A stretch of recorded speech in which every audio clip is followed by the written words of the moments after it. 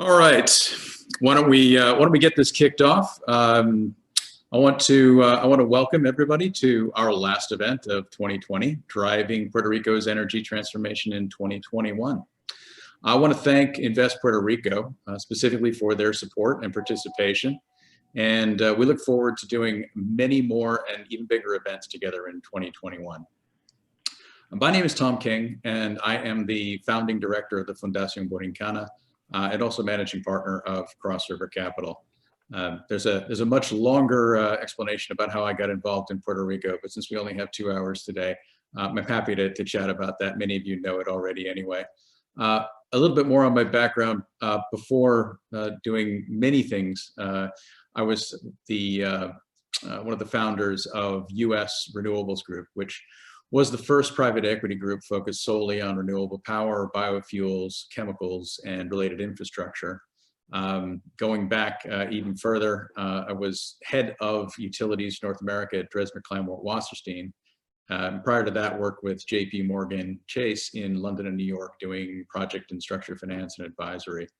I've been at this for over 30 years in investment banking, private equity, consulting, and investment in alternative energy and biofuels, power, utilities.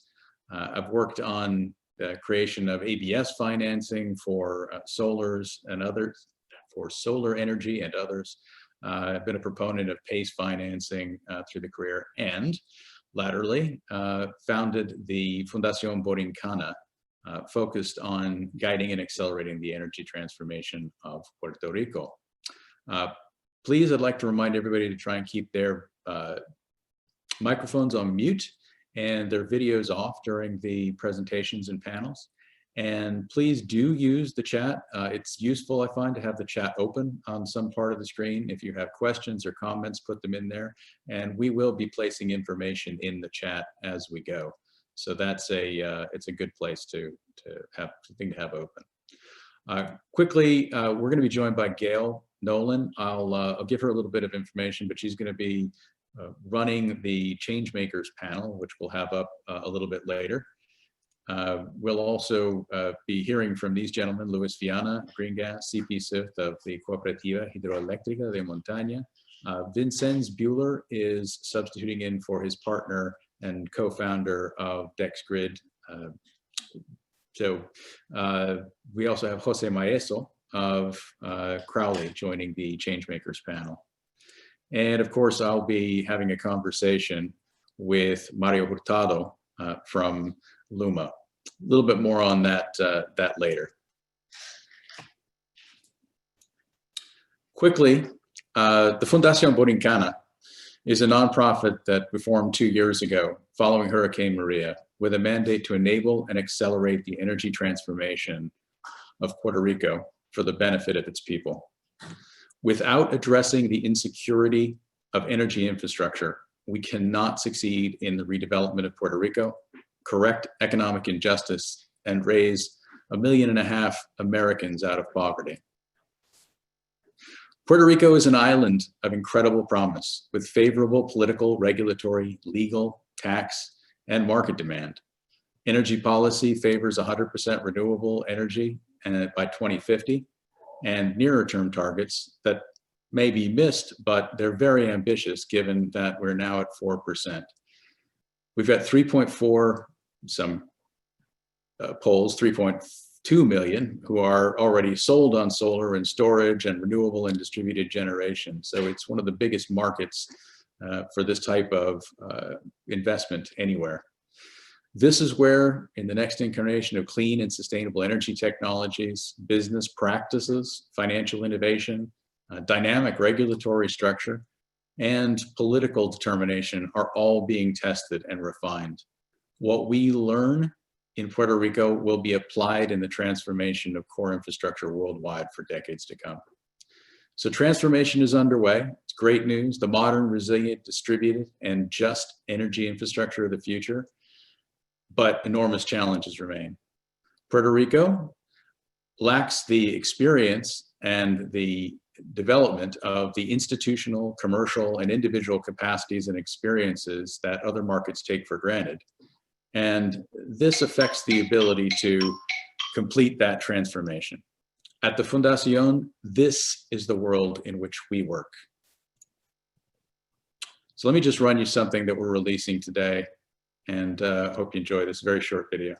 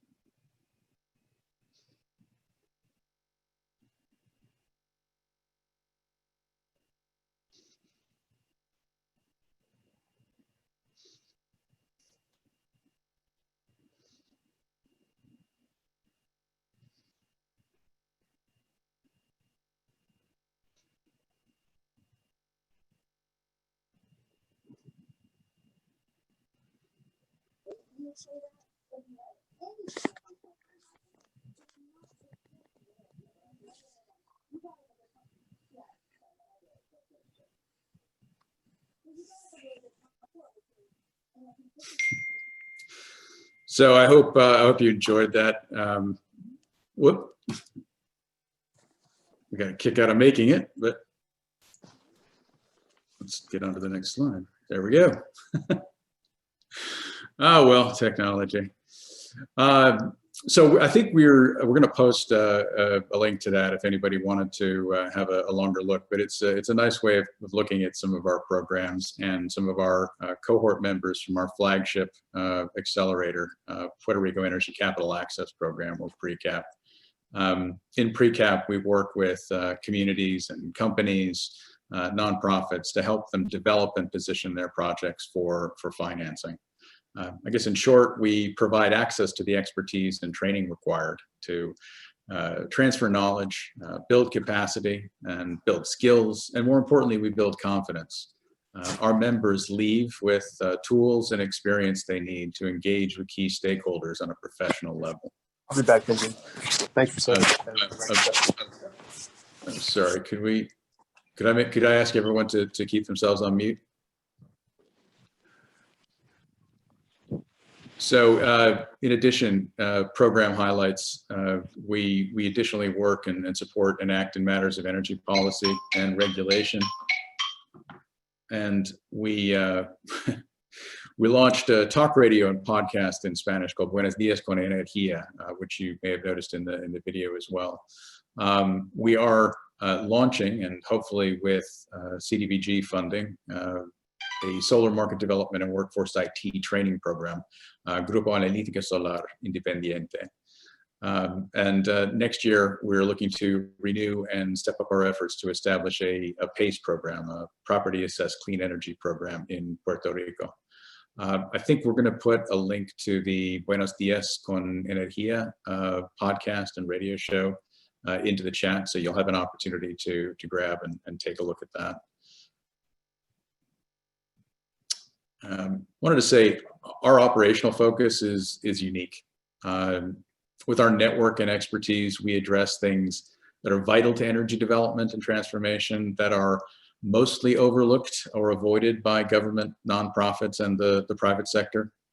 We build capacities, improve institutions, accumulate capital and aggregate demand, develop markets. We also educate, but we're also looking to craft and execute tangible solutions that are scalable, replicable, and sustainable. So transformation requires funding, so I wouldn't be heading a nonprofit if I didn't talk about what we were doing and looking to raise money here. As with many nonprofits, earthquakes and coronavirus affected our operations and ability to fundraise in 2020. So we're really only now beginning to build donor base and open up sponsorship relationships and align ourselves with larger grant-making institutions. Our drive for transformation in 2021 is our first annual fundraising campaign, and it supports our direct initiatives that foster the sustainable and resilient energy infrastructure that we're looking to build in the Puerto Rican archipelago. We have a target for 2021 of $200,000.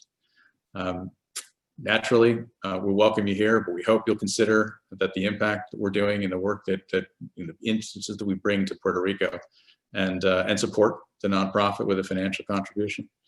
As I'd like to say, don't give till it hurts, just till you feel good about it. We want you to also support us in other ways. And I think we're going to put some links into the chat for LinkedIn and Instagram and Facebook accounts. Like and follow us there, please. This really helps in many, many ways to broaden the message and add additional people to the team and clear the understanding about what the opportunities are in Puerto Rico.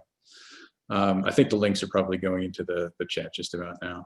The last thing I'll say is there's also this great program that we've signed up for with Amazon, and it's another way to help. Same experience, same prices, but Amazon will donate 0.5% to your chosen charity. We'd like to ask you to sign up for this. I think I did this about a month ago, and I've probably generated about $10 from Amazon just from Christmas shopping alone. So appreciate your considering this, and it's another easy way to help and not really think about it. All right, let's get into the meat of why we're here. Mario Hurtado is the vice president of Luma Energy and comes to Luma through Quanta Services, where his title is VP Regulatory, but he does so much more. He's an experienced executive with a demonstrated success in new ventures in the renewables, utilities, and power generation industry. He has numerous transactions in development and management, skilled in power plants, wind energy, energy policy, project management, and energy. Before moving to Quanta Services, he was the co-founder of Clean Line Energy Partners. Clean Line was a groundbreaker and a leader in the private development of high voltage direct current electric transmission projects that would connect renewable energy resources, primarily wind, and to load across the United States, doing much in the Midwest and in the Texas markets. Before that, he was at Global Latin America, where he worked on development and acquisition of energy projects in South America. So I'm going to, I think, stop the share of the screen right now, switch my background into Fireside chat mode, and ask Mario to turn on his video, and we can move this into speaker view. Great, great. Well, thank you, Tom. Can you all hear me? I can. Can you hear me?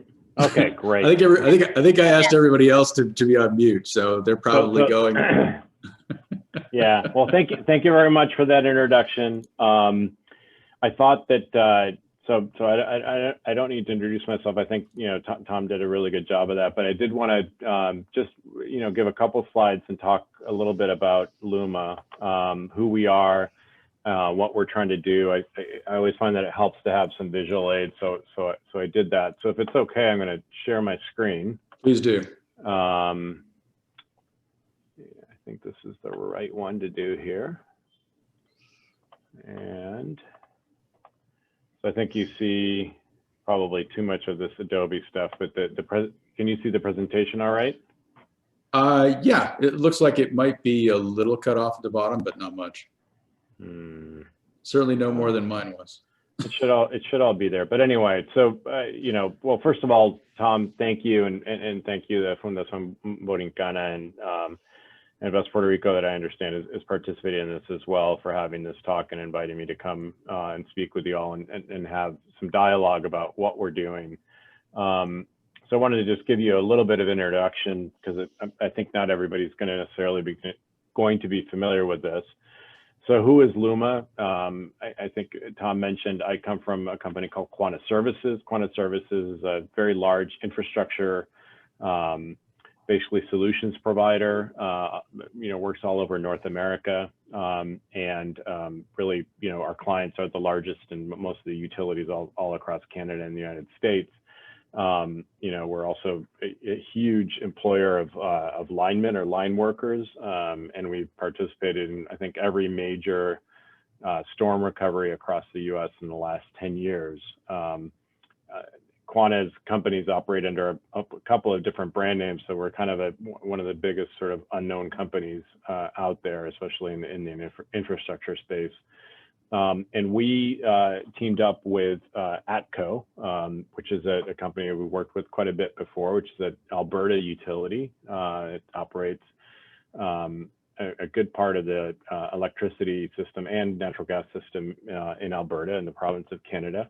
And so together we formed Luma specifically to address this opportunity in Puerto Rico and to bring together our skills along with support from IEM, which is a specialized federal fund management and emergency management firm, to be able to accomplish the things that were being asked of us, which was to rebuild, recover, and then transform the electric grid in Puerto Rico, to improve customer service, really turn things around, and do that while efficiently deploying the billions of dollars that are coming from the federal government as a result of the recovery from after Hurricanes Maria and Irma. And so that's what Luma is about. So, when people ask me what our goals are, I tell them, well, our goals are the goals that have already been set by policymakers in Puerto Rico. So, customer service, affordability, sustainability, resiliency, and reliability were goals that have been very consciously set by not only the PREPA, the regulator in Puerto Rico, but also, are sort of enshrined in Act 17 and several of the other laws that have form this new regulatory and legal framework for the electric sector here in Puerto Rico. And then we've added, very importantly, safety as an operating company with lots of folks that, work on transmission lines and do other sorts of infrastructure work. Safety for us is always really number one. And it's very important for us to be able to take care of our employees, make sure they go home safely. And we think part of that is also taking care of the public and our customers and make sure that they're safe.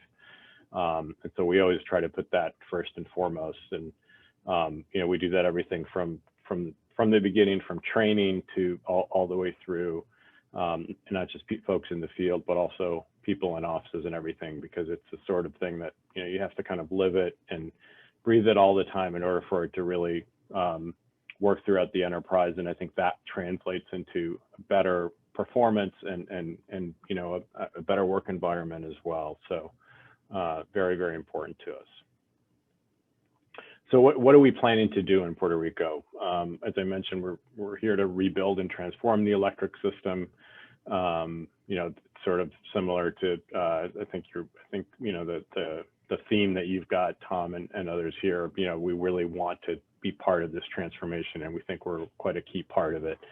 So what we're going to do is collaborate with all of our stakeholders, especially the government of Puerto Rico, obviously, and the regulator and others, to, over a 15-year period. We have a long-term contract. We're here for, quite a bit, to be able to really turn around the electric sector and make it be something that really drives and supports economic development and,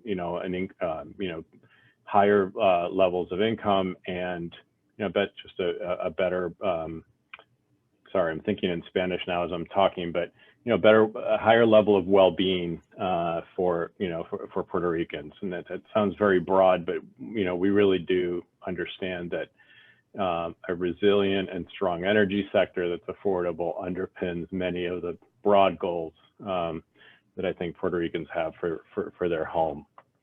Part of that is going to be to be a lot more responsive. So we are going to have a very early focus on customer service. We think that the customer has to be kind of one of the central parts of the conversation. That's something that we think has been missing in many of the conversations here, and and frankly in other places as well. But we think the customer has to be at the center of things and what really is going to benefit the customer in the short term and in the long term. And we think it's very important as a company, as an enterprise, to support the communities where we live and work. So hopefully you'll be able to see some of the things that we'll be doing directly to make sure that our employees and the communities that we're living in are benefiting from our presence. We're a Puerto Rican company. We are largely driven by Puerto Ricans, and most of our employees are Puerto Rican, and the company is here in order to do something better for Puerto Rico in particular. So that's quite important for us.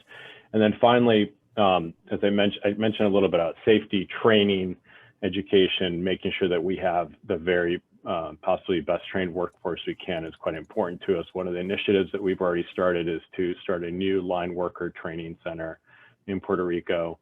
We want that to be a center of excellence, not just for the island, but for all of the Caribbean. One of the things that Quanta does across North America is have training colleges that prepare folks for careers on the technical side as line workers or technical workers. And that sort of vocational training we think is key for the industry in general. We saw a real lack of that.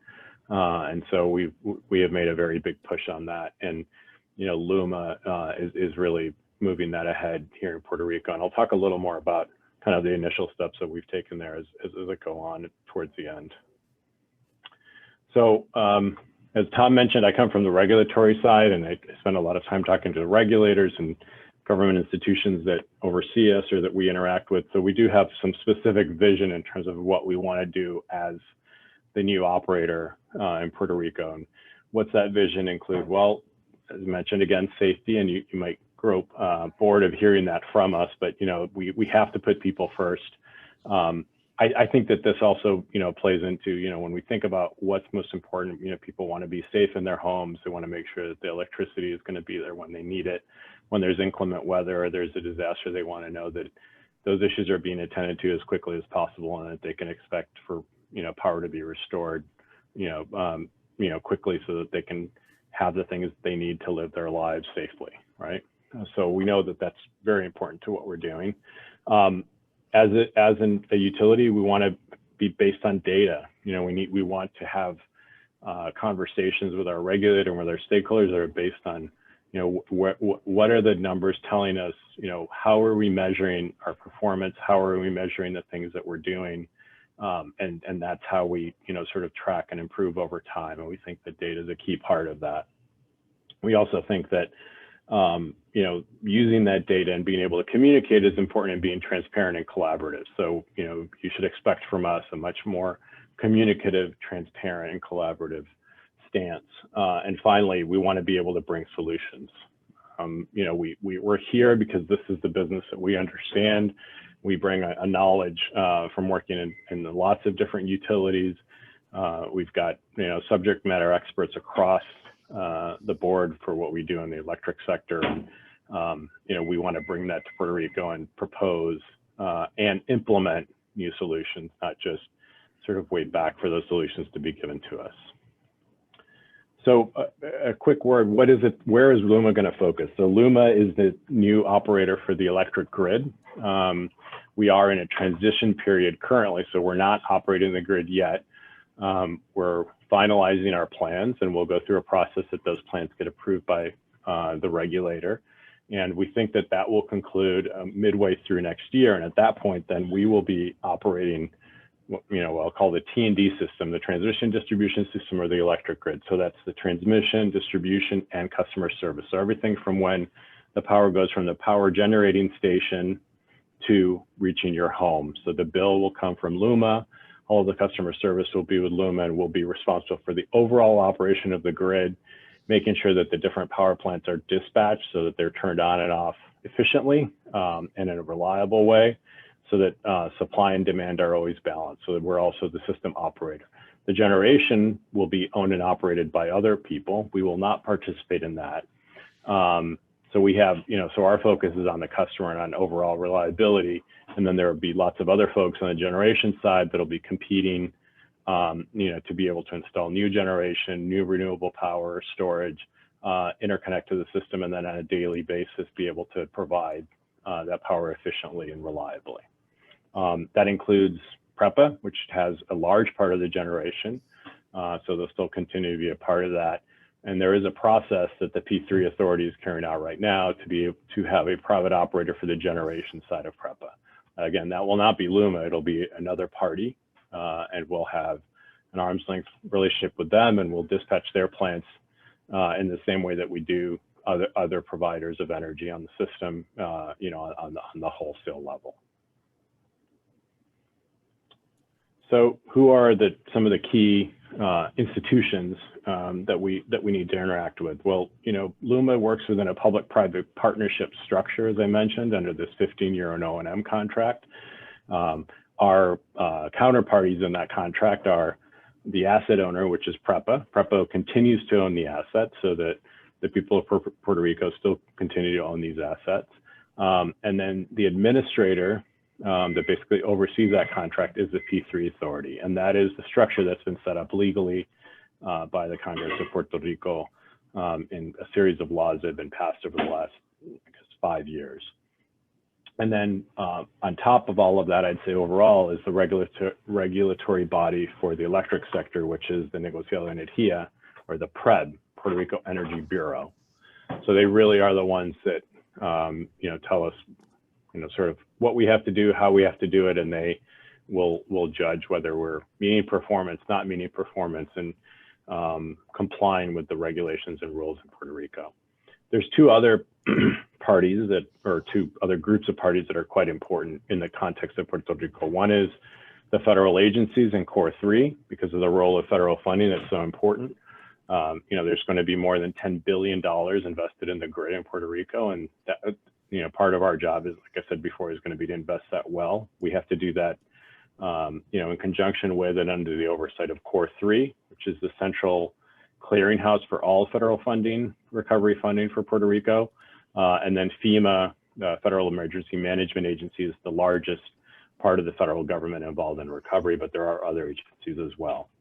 And then on the other main agency is the Fiscal Oversight and Management Board, because yes, PREB in this, PREPA is effectively in bankruptcy. They're in something called Title III under PROMESA, and the oversight of that is done by the Fiscal Oversight Board, and they have to approve all of the major contracts and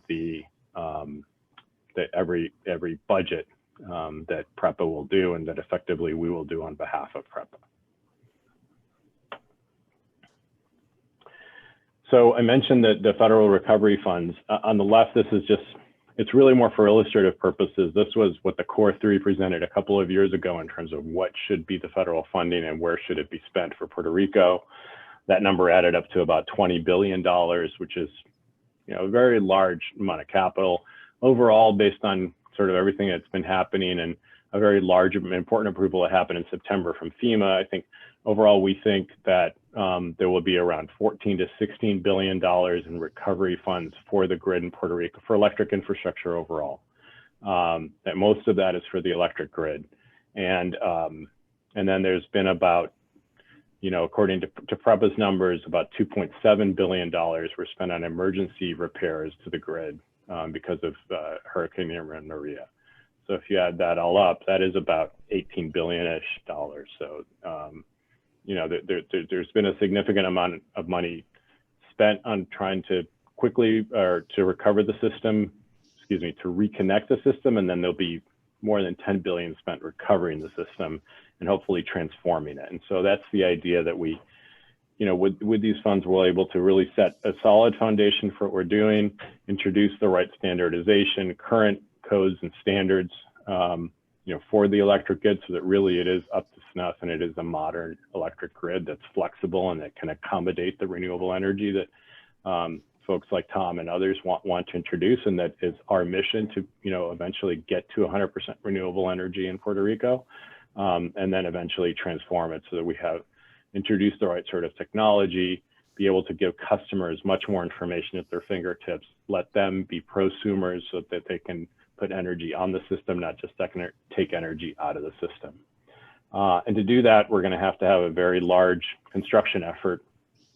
Once we get going, we'll be investing about $1 billion per year in the electric grid in Puerto Rico. That's part of why we have the new training center that we're setting up in Puerto Rico, because that takes a lot of trained workers to be able to do that within Luma, but also in the companies that are going to be building the grid. So finally, I want to thank you guys. The picture I have at the end, that's from the training that I've talked about. We've had 5 Puerto Rican line workers that have just gotten trained in Florida. They're the first 5 trained line workers that we'll have in Luma. Next year, we'll have about 35 that will be the first class that will be trained in Puerto Rico. at the new training center. And then after that, we hope to have many, many more. So big part of our push, and you can get more information on our social media and our website, and look forward to the conversation with Tom and with the rest of you. Terrific. Thank you very much, Mario. I appreciate the presentation and information. I think that gets lost a lot on folks in Puerto Rico and outside Puerto Rico, with everything else that's going on, and some of the different positions people have taken around the whole process of bringing in a group to work here. So appreciate you setting that up. Now that you've had the opportunity to do that, hopefully we can ask you a few questions and dig a little deeper. So let me just, I made some notes.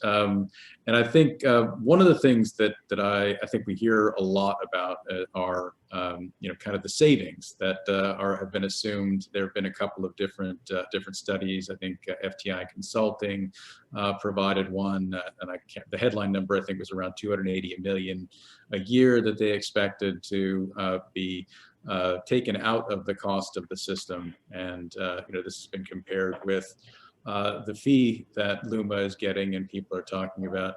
But very little, I think, has been talked about, how you achieve, what's the low-hanging fruit, what are the things that aren't being done that need to be done that, quite frankly, you feel that you can do as Luma in order to achieve some of them. So maybe a little bit more detail so people can appreciate that we're not just adding a big fee on top of what's already a very high electricity price. Sure. So there's two, I'll answer that in two big blocks, right? So the first part is that, admittedly, energy is very expensive in Puerto Rico.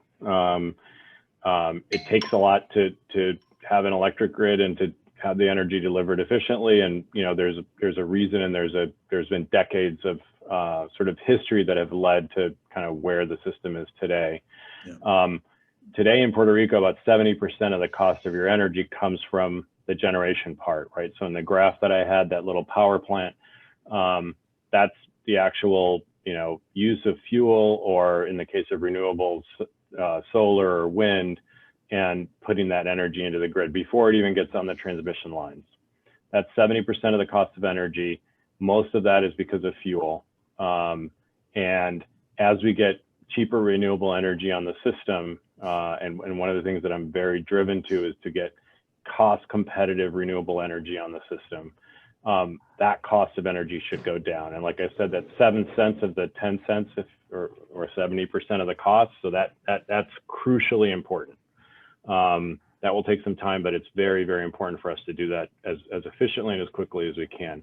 On the rest of it, which is the transmission, distribution, retail, and a number of other things, there's also in there taxes and subsidies and other things.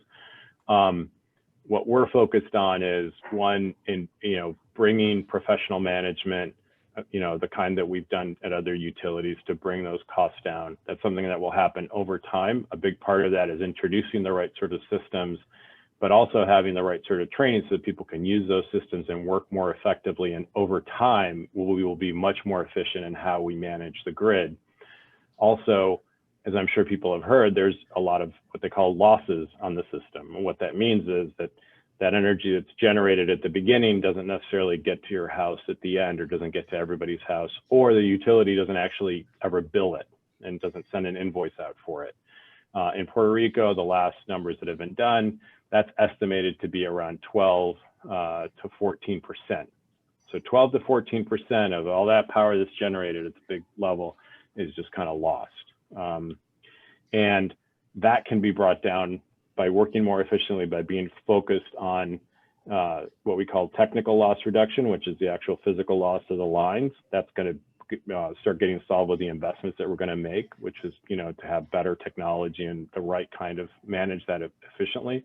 And then also the non-technical losses, which is, a lot of it is theft.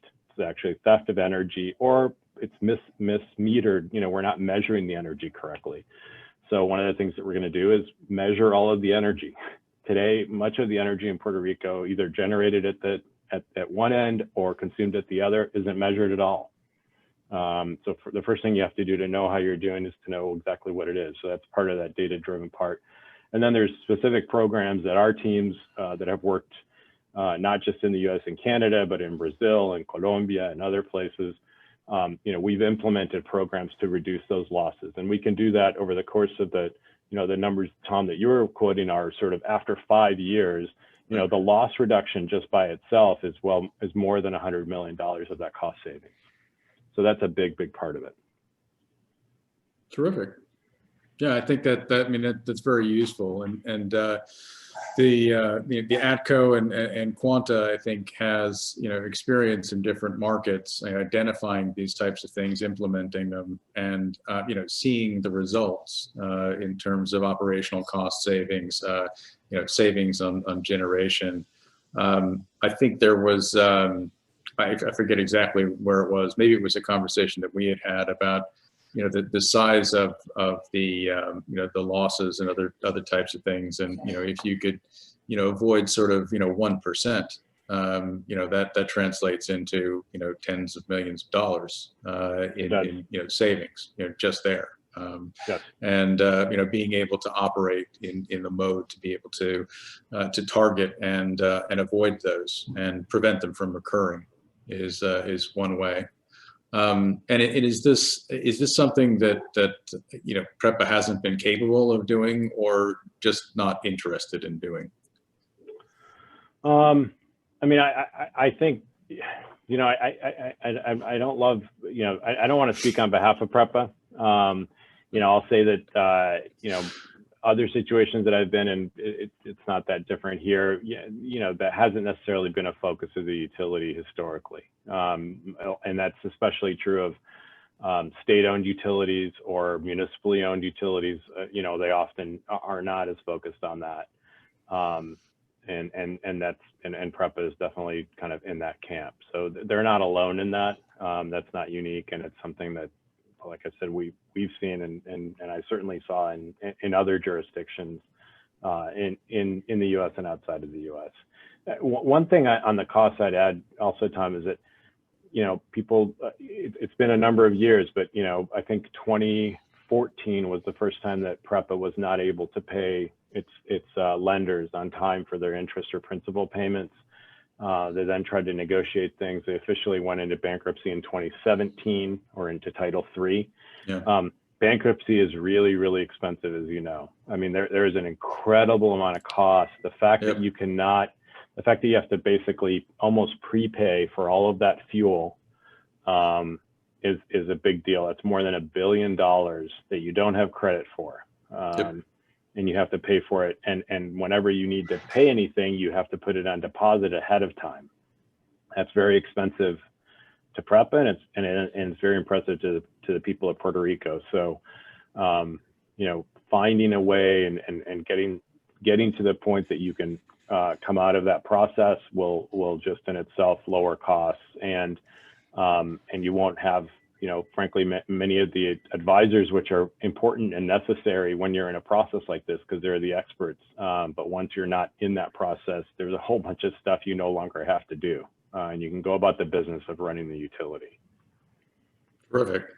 There are a lot of questions piling up, but I'm gonna ask a couple of mine, and we'll get to questions from the chat. I'm seeing them go by, and there's a lot of interest. So I don't think we can stay here for an hour, but I think we can probably cover off some of them. One of the things I want to target is that obviously renewables, 100% by 2050, and the market for solar and storage. There's a lot of built up and anticipation. There have been some issues in getting interconnection and other things going. I know that you guys are a big supporter of renewables, and clearly that's the law, that's the regulation. But I think people would like to have a better understanding of how you're going to approach what you can do to integrate more renewables or integrate it more rapidly. And maybe the regulator has mandated a lot in the near term. Whether there are things that you're planning to do to help get that done as well. So you're right that the goals are aggressive, they're ambitious. this is, Puerto Rico is certainly not the only place that has ambitious goals. It may be one of the only places that is doing it from the position of a very fragile grid that has suffered the destruction that it did a number of years ago, and then has had the level of underinvestment, frankly, because of the financial situation that it's gotten into. So a big part of our challenge is, increasing reliability, making it more resilient while we're doing the things that enable the renewable energy to come in. So part of that is being technically driven to really understand how we're going to integrate renewable energy. Part of that is understanding the grid much better, so that we're not making guesses about how much solar can go on the end of a line. We actually know, okay, we have this much that can go there. Right now, it's very difficult for the folks at PREPA, many of whom are very qualified and are working hard as they can to be more reliable and to do more in renewable, but they don't have the visibility in the system. So we're going to bring that visibility in, bring the technical expertise to really figure out, because this has been done in other places and we're bringing that knowledge. How much can we integrate? What are the right places to do it? And then based on that, help the P3 and others to run, very competitive, well-run processes that allow people to compete and bring that power in. I think that combination of technical competence, really understanding the grid, and understand the evolution of the grid as we make those investments, that we'll be able to bring a lot more renewables in, combined with very well-run procurement processes that have a very high element of competition and are transparent in how those prices are created, and that people really are trying to make that investment in Puerto Rico. And if we remove a lot of the barriers to investment in Puerto Rico, that will help to lower those costs quite a bit. I spend a lot of time at the bulk power level, so I understand that and tend to talk about it. There's also a very important role for let's say rooftop solar and other smaller amounts of generation. Our job as the utility and the operator of the grid is to address all of that. So we can't focus on only one aspect of it. But when you talk about overall costs, certainly we have to have success at the bulk wholesale utility renewable level to be able to bring costs down. That's terrific. That's a good solid explanation of kind of the efforts and the challenges. I think, to paraphrase, we're going to do everything we can. Please be a little bit patient. We'll clear the log jams as we can with interconnection, et cetera, because we'll be able to make things move quickly, as we hope to be able to make many things move even more quickly. But we don't have the visibility to know whether or not at certain levels or in certain areas we may be putting the system in jeopardy because if we move too quickly, because we don't have the visibility into necessarily the technical and operational requirements to know that we're operating the system safely in that area. Which doesn't mean that you're going to put the brakes on things. You'll probably speed them up, but there may be cases where you do have to slow people down because you don't know specifically. If I throw an extra 10 megawatts potentially on the grid here, where most of it is supposed to be behind the fence, but suddenly you're dumping or taking it off, that could affect operations in that area. And you may need some time to study or require some additional safety measures in relation to that particular connection. But I think people would welcome the fact. I think people would welcome the fact that you plan to be engaging, as opposed to being silent. No, look, we have very clear what that this is an important part of our mission. And that's been very clear from the beginning, both from the government and from the regulator. And our job is to look at how do we accomplish that? Say, okay, here are the timeframes, here are the technical challenges. This is how much we think it's going to cost us. This is how much we think it's how it's going to work. And then that has to get vetted and approved, and then we move on, and then they'll measure how we do based on the plan that was approved, and just continually do that. That's part of the transparency and the accountability that is really important that comes. So we expect to be accountable for the goals that we set and the things that we say we're going to do. That's a really important part of the transformation that we're talking about.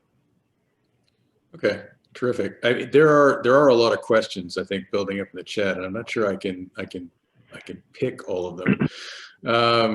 but trying to find something maybe a little interesting here to ask. There's a question about a demand response program being implemented in Puerto Rico. And if you've got a timeline, I guess the answer is that at least in demand response, I think the regulator just within the last week or two published a ruling, some information on demand response regulation and guidelines, but it's fair to say that it's nowhere near final. Do you have any sense on timing or implementation regarding what's been put out so far? And I'll be completely honest. I haven't looked in the last week. I've had my head down with my team on some of the things that we promised would be done by the end of the year, and we're working on making sure that happens. But overall, we did participate in the last round of comments on the demand response. We worked with PREPA on that, and it's a tool that's very important for us to introduce into Puerto Rico. And the sort of the first steps on that are at the larger commercial or industrial level, larger clients or larger customers.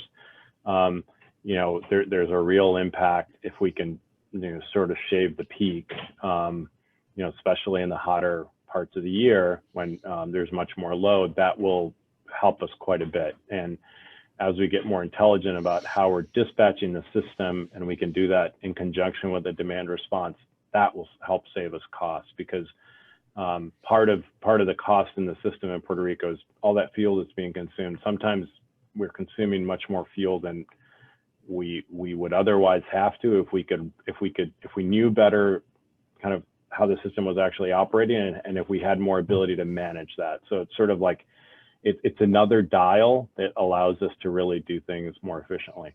Now at the consumer level, there's a lot of folks obviously that have put solar on their rooftop. Many of those have batteries.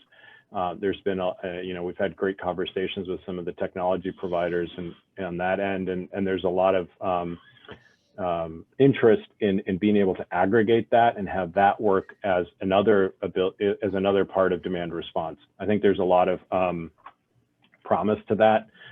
It takes a lot of coordination and a lot of being able to coordinate and manage that information well and in a real-time way, which doesn't exist on the system yet. But as we make the investments and as we make these changes, we should have that. We want to have that, and we will have that. I can't tell you it's not going to be the first year, but it'll be in the first year. So I think on both of those sides, demand response will play an important role, and it can help us with resiliency as well, because sort of taking a bit of that pressure off of the system allows us to just kind of have a bit more cushion, so that you're not operating sort of right at the limit, much of the time. That allows you to be more adaptable on the system and react to variations, right? Mm-hmm. So there's I think there's a lot of questions actually. I think what we'll do for everyone is we'll copy all of these questions, and even the ones I think we provided some answers to here. And we're not out of time yet, but maybe Mari, maybe later this week you and I can get together, look at the questions, and we can get answers. And we have a tendency to communicate kind of after the fact follow up to these things. So we have all of your email addresses. We can answer everyone's questions, and we can get something out in an email response, so that people will have these. Everyone will get the questions answered. So thanks for participating. There are a few more that I think we can take. I think clarifying. I think a couple people have asked this. Your Luma's responsibility, basically, following, if there's a renegotiation of the RSA, and then the responsibility over debt service once Title III and other things. What's Luma's role in that, or does it have a role in that? Is that really the role of the P3 and others? So we are not. Yeah, our role is to be the technical operator of the system. So we are not. I talked about that costs should go down once Title III ends, but that we're not the negotiator either for PREPA or for obviously for the government of Puerto Rico. those stakeholders and those government officials are working on that, and we look forward to that kind of moving forward. But that's not our role at all. Our role is to be the operator. That said, yeah, we as the party that is collecting, billing the foreign energy and collecting it, we'll have to manage those accounts. That will be, basically we'll be told, here's how you need to manage these accounts. Here's where the money needs to flow. Obviously, it needs to go in to operate the system, to pay for fuel, to pay for power. And if there's a part of that has to pay for debt service, either because it's something that was renegotiated or, eventually because we're able to have, PREPA go back onto the capital markets, and we're able to have some of these capital investments funded over time efficiently, sustainably, then we would do that as well. So it's we'll kind of be given our marching orders in terms of how to do that, but that's not something that we're going to be determining. Let's just a quick check, okay? Because I wanted to ask one more question of my own, but I think slightly along that line, I think there's a couple that have asked about Luma's performance and and generation. You made the comment about generation being where a lot of money can be saved. And then actually somebody asked the question, so it's generation and not Luma's performance. I guess I would say that you dispatch generation, right? So economic dispatch is a little bit different. So if generation costs more from an operational standpoint, that is Luma's performance. But that actually leads to sorry, I'm putting words in your mouth, but I think you'll say that yes, and then some. There's a second part to that question, and my apologies because it's been asked in two different parts of the chat. Sure. But the second one basically is, who picks what generation gets built, right? What's Luma's role in deciding which generation? And I think the question was, is the P3, is it the regulator? That's a good question. So as you go forward, we're implementing the IRP. What's Luma's role in choosing generation? So Luma's role, so first of all, Luma will not be choosing generation. Like Luma will not be picking and saying, oh, it's that proponent over there that needs to get picked. Our role, we have a couple of different roles. One I mentioned before, the system operator. We're also charged with doing the system planning, including the resource planning or generation planning for the system from a technical standpoint. So we need to be able to tell the regulator and the P3, this is what we're seeing on the horizon. Here's the relative cost of these technologies. Here's where the grid is. In order to maintain reliability, we need to add this, or we need to make these steps over these next years. And then, we'll engage in a dialogue and, and they will make decisions about some of the procurements that will happen. If you think about it, we'll be able to, we would say things like, we need another 100 megawatts in the next 2 years. We think that, based on current things, that's solar, or that's solar and wind, or leave it open. And, then they would run that process under the current legal framework and the way that things are framed. That process would be run by the P3, but, nothing would happen without basically authorization from the PREP, because they're the regulator over all the sector. So they have a very, it's a a key role in, and they're overseeing the IRP, which is the plan for how we'll add those resources over time. So it's really the PREB and the P3, and our role is as a technical advisor on that. Cool. There's a lot of good questions here. I think so. We'll have some fun answering the rest of them. Maybe one more from here, and then we'll ask my last question. We'll get on to Gail and the change makers. And this has, I think, there's a couple people asking this really around integration of microgrids and private generation around the island, various sizes and configurations, and even different sort of grid resiliency projects that need to be planned for different isolating microgrids. How are you guys planning to engage with that trend in Puerto Rico, incorporate more of this? So there's it's a really fascinating area, and there's tons that's going on. There's new technologies being introduced. There certainly needs to be new regulatory structures that need to be brought in to be able to accommodate that well. In some cases, the technology is ahead of the regulation, but the ability for different customers, and some of whom might be aggregated and be able to have sort of, as we say, a mini grid, but still be interconnected into the system, and that interaction is super important. So the answer is yes. It's a part of what we need to tackle. We've been studying it and working in it already in other parts of North America. A lot depends on how we move forward with the PREP and how they want to approach this issue.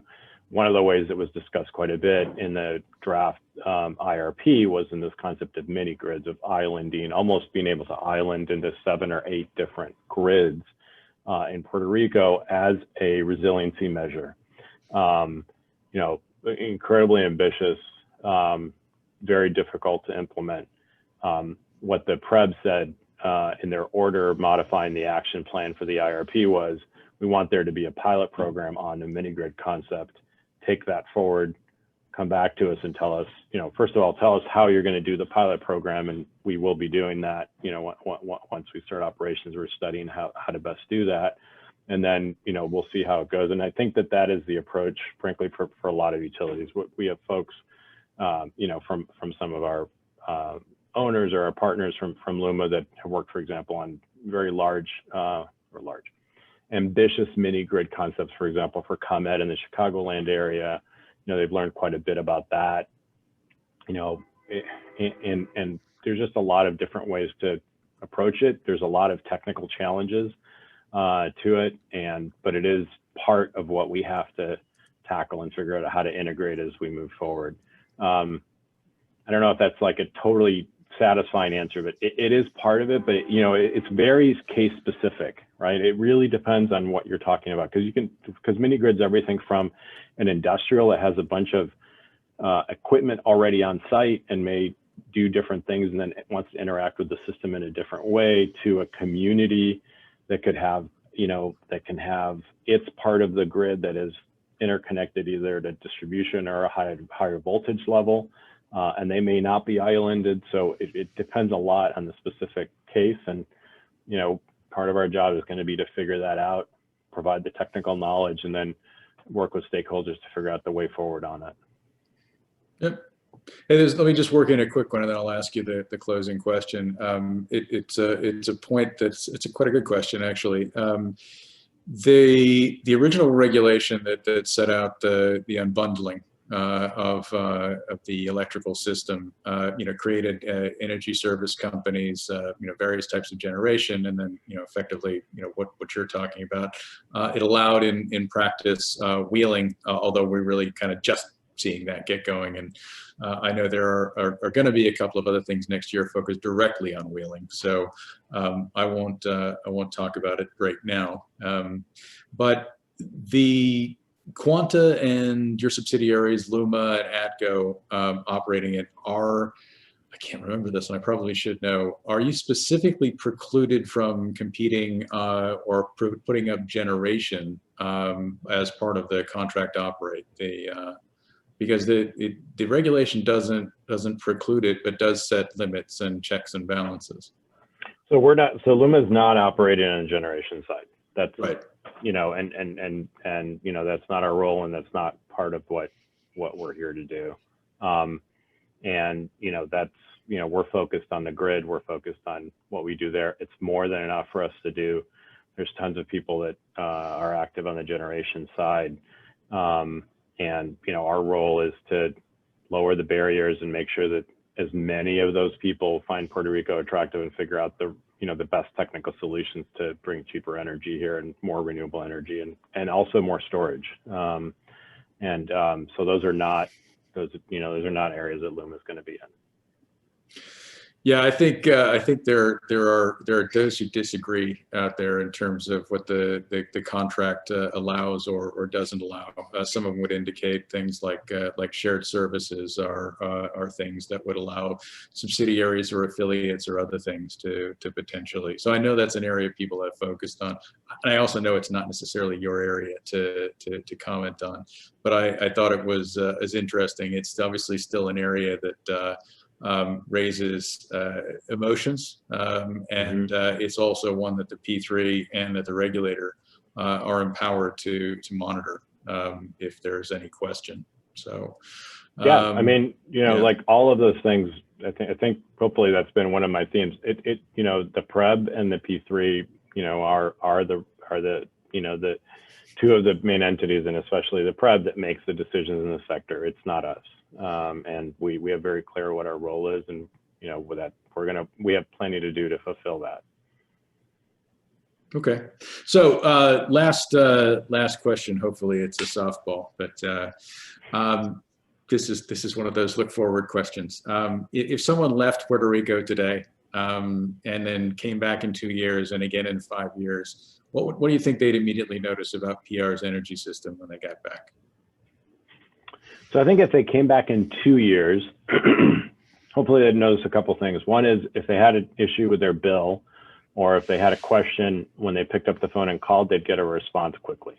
They wouldn't have to wait 45 minutes on the phone, and they'd be able to either do it by phone, or they'd have other ways to do it. They'd be able to get on their their smartphone, look at their app, and be able to interact that way and get a response relatively quickly. Even if it wasn't a total solution, they would see that there was somebody at the other end that was attending to their needs, and they'd get information on how that was getting resolved over time.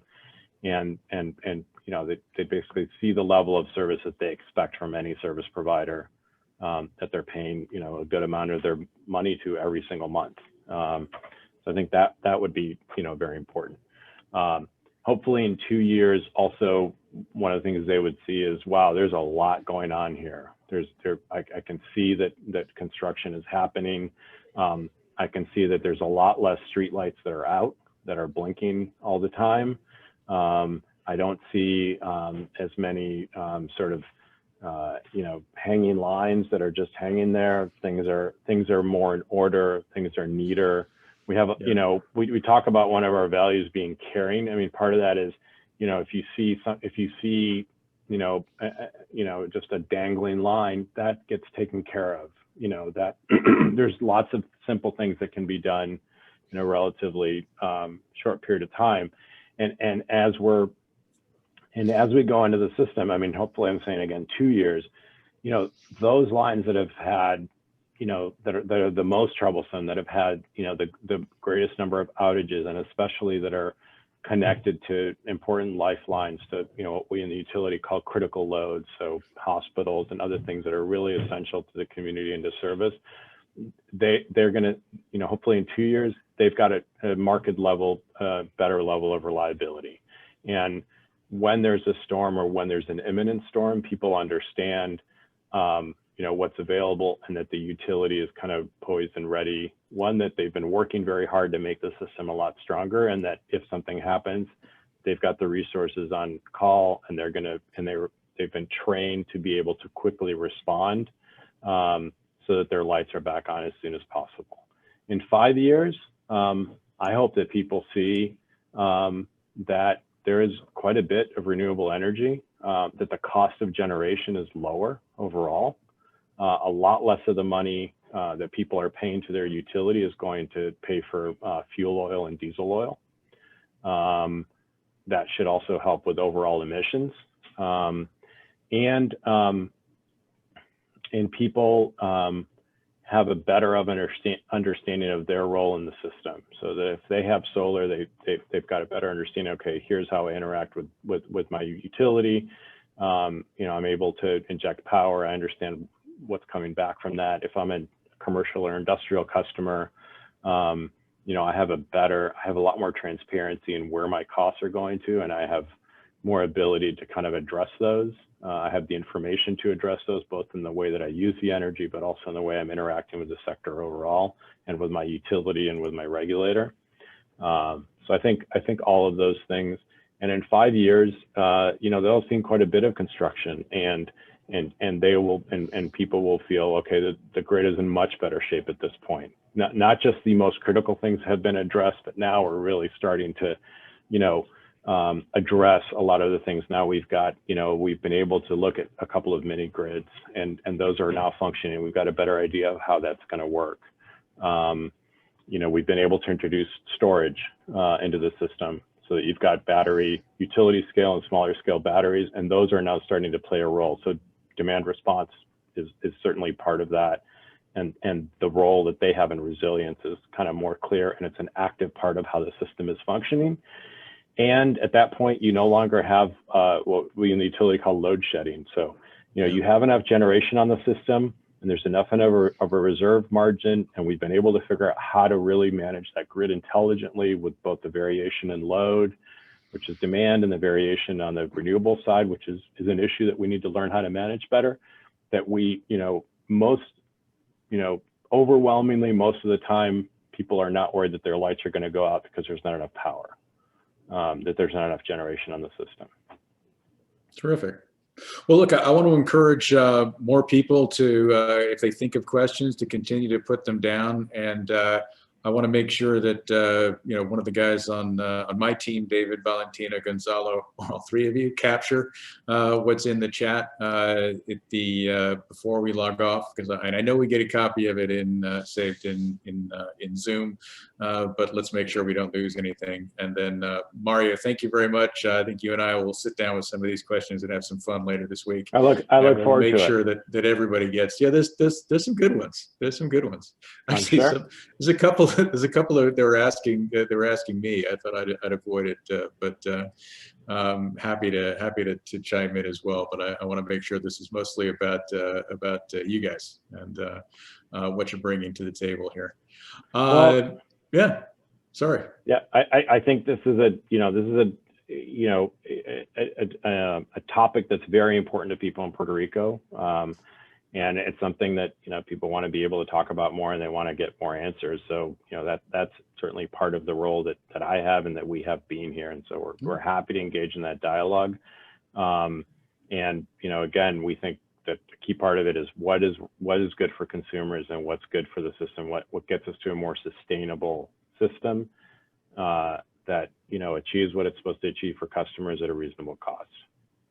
Terrific. Well, let's do this again. Let's do this regularly. You know, we don't have to make as big a production, but we can invite a few people, get a few questions, and you know, we'll get you a green screen and a background so you can have fire behind you as well. Yeah, I know it's why I'm actually in my office. But another time we'll have a prettier background. But thank you very much, Tom, and I appreciate people attending and certainly open to more dialogue and look forward to getting those questions answered. Terrific.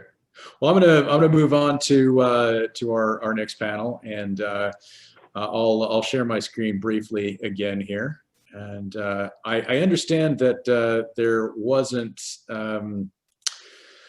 that we couldn't hear video. The volume for whatever it worked in pre-production, but for whatever reason it did not work when we set it up to do it here.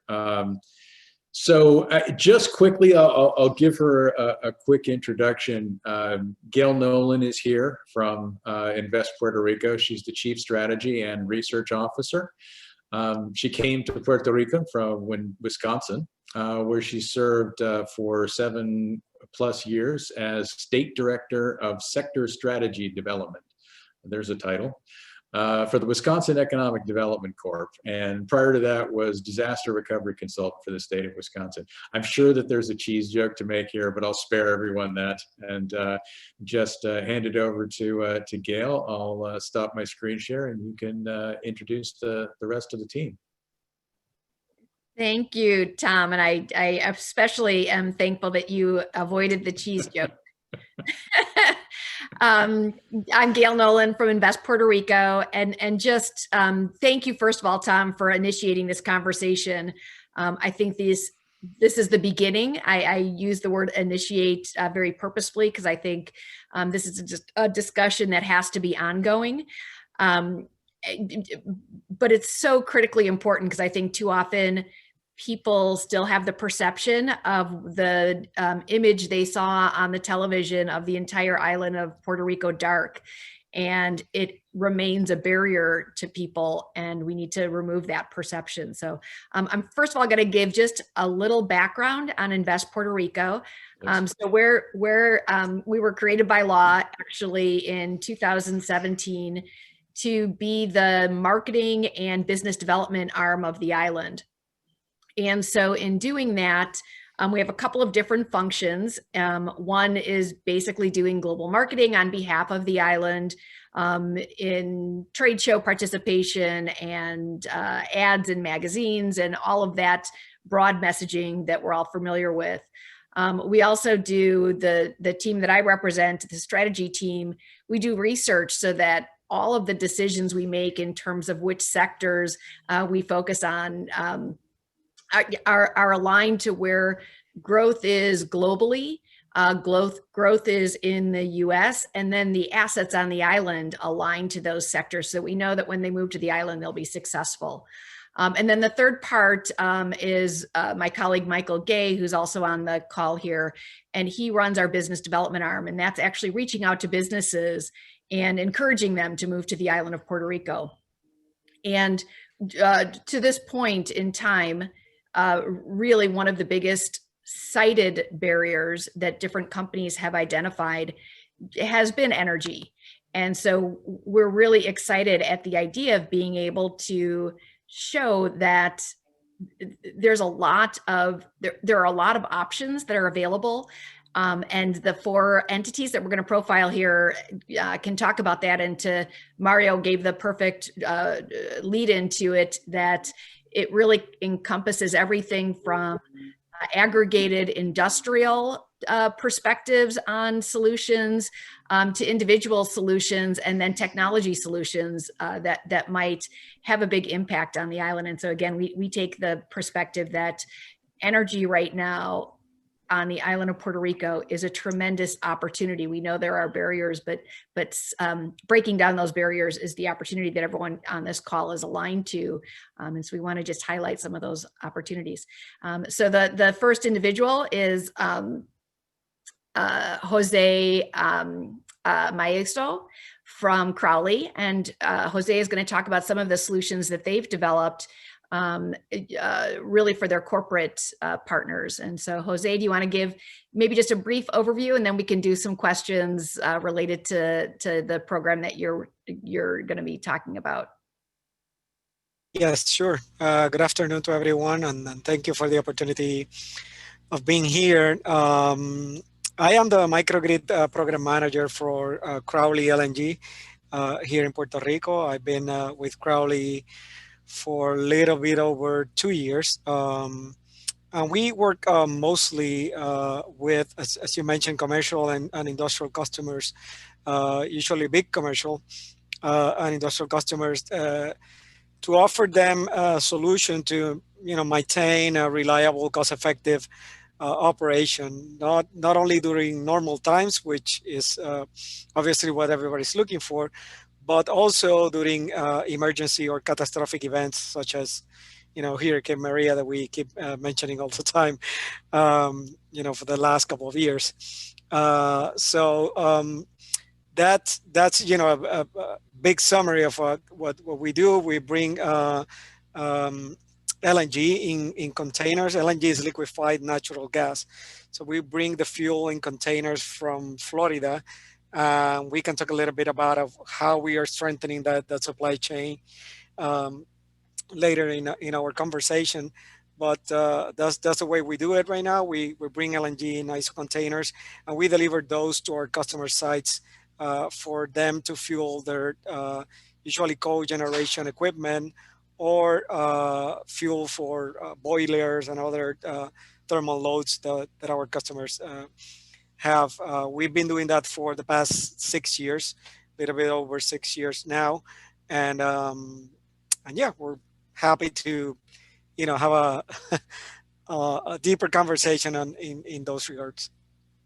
Great, thank you. So the first question maybe that I have is, so can you maybe explain for the audience the importance of LNG and specifically in terms of the continuity elements of that? Yeah, so the best thing is probably using an example. After Hurricane Maria, which hit us harder than Irma, when everybody lost power, we were ready just 2 days after the event, when the U.S. Coast Guard opened the port to start delivering the fuel, LNG. So that demonstrates how strong it is, that supply chain, even when the LNG is coming from the States in this, we call it ISO containers. Actually, my background is part of one of those tanks. I didn't realize I had that as a background, but that's part of the valves and the controls on the side of one of those tanks. These are 40-footer tanks that comes, that can be transported in the same frames, let's say, that we use for any other containers, 40-foot containers. So it's very convenient to have those. And the way we do that is we can put chips around the Caribbean, for example, in safe harbors nearby, so we could be ready, right after the Coast Guard opens up the ports. We could be ready to start bringing in those LNG shipments.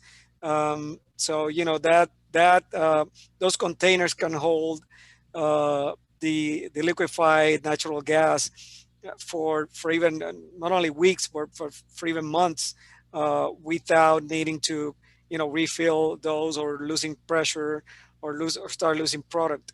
And 2 days after that, we were already delivering gas to our customers. So I think that in only 4 days after the event, we were already delivering LNG to customers. So that, I think that talks to the strength of the supply chain of this fuel. Wonderful. And as you know, Crowley as a whole focus on logistics, on movement of different things. So that's our expertise and what we do best. Wonderful. So could you talk a little bit about some of the last mile solutions that you offer to companies, and specifically in new technologies? Yes, we, the most important, I would say, or the most cost-effective solution that the customers look is for what we, what is called a combined heat and power solution. So this is systems that need not only electrical power, but also heat or thermal energy in some ways, which, we always think on thermal as hot or vapor or hot water or things like that, but it could be also cooling. So if you use, for example, an absorption chiller tied to some of these systems, these usually in the latest systems come packaged in a very practical piece of equipment that just can be set up in your facility. So it's not a lot of different parts, of different suppliers that you need to put together, but usually with one supplier for the energy products and with us for the LNG infrastructure, we can do the full project. So that's something that is very, very convenient. We also provide solutions for, as I was mentioning, those customers that only need electric power with what is called gas to power equipment. And also, on the other side is just those that need thermal solutions, such as boilers, for example. In terms of innovation, what we've been doing already for a while, and even Crowley has a patent on one of these systems, is that we can use or recuperate that waste cooling. The gas, the LNG comes compressed, so that maintains a very cold temperature to maintain the gas liquid, because of, that's for use of transportation, because you compress that like 600 times and it's a lot easier and obviously economic to transport. So when you put that gas into let's say ambient temperature, it starts expanding, so you can recuperate that cooling, that the cold, let's say, that comes embedded in the product already, and we can use that for example, for pre-cooling water, for cooling towers, or for chill water systems. Than that, so we have, with that, we can make systems from like 50% efficient, and we can get them all over the place to 85-90% efficiency, just with reusing that we call it waste cooling instead of waste heat, which we are more used to that term, but this is like waste cold, let's say. So that's one thing that we have applied. We it's actually one of our projects have that in use, and we are developing some other new projects with that technology as well. Fantastic. So how does, maybe for the rest of the viewers, how does LNG integrate with other sources of energy? So we've been asked a couple of more projects wants to combine not only LNG fueled equipment, but also with solar and storage. For example, there has been a lot of talk recently, and I know Green Gas will be here next, talking about renewable LNG or biogas, that we can combine, LNG with the regular LNG from the States with renewable LNG that is produced locally. So others, can be that, for example, if storage is not feasible for some projects, so the LNG equipment could serve as that base load, as that peak unit that can take, whatever that your solar system cannot take to produce the energy that you need, especially in these industrial projects. Covering the whole energy needs with solar only is very difficult because of the space that you need. Usually we're in a small island, the space is tight and it's not cheap. So we can combine, those solutions to take the most or optimize the system to use the most of each of these sources. Great. And I think optimization is the key word there. Exactly. Kind of the parting question is, what's the future of LNG in Puerto Rico from a Crowley perspective and just in general? Well, for us, even when our supply chain is pretty strong, and I exemplify that with the situation after Maria, we're even, let's say, putting a notch up on that, and we are building a facility here that our tanks could be refilled here in the island, and we will keep, those two modes, let's say, of providing LNG to our customers, bringing gas from the States, and also being able to fill those tanks here locally in the island. So that will give us an additional, as they call it in the power industry, N-1 or N-2 level of confidence in terms of the supply chain here in the island. So we're developing this facility that should be up and running next year, hopefully at the beginning of next year. Other things that we're looking at is new energy sources. Like a lot of people are asking about hydrogen, for example, and how we can evolve, our current LNG infrastructure to use, to convert that into hydrogen that is usable for other energy systems that don't use LNG per se, but can use hydrogen, and how you can get that hydrogen out of the LNG, at least for a start. Then obviously when our technical people are already looking into hydrogen markets and how those will develop in the near future. Great, thank you. Yeah, hydrogen is like a conversation in and of itself. Yeah, it's amazing how much people are talking about that lately. Right.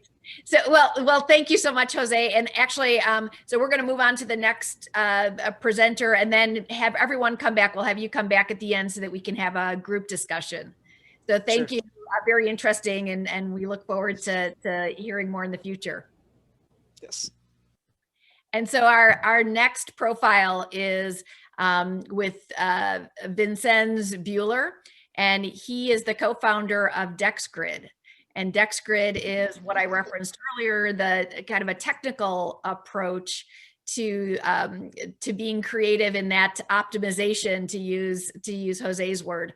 So, Vincenz, do you want to talk a little bit about DexGrid, and then we'll go back again to that question format. Sure, Gail. Thank you. Yeah, so Nico and I have been working on DexGrid, Puerto Rico, really focused on assisting communities on building out their own grid systems.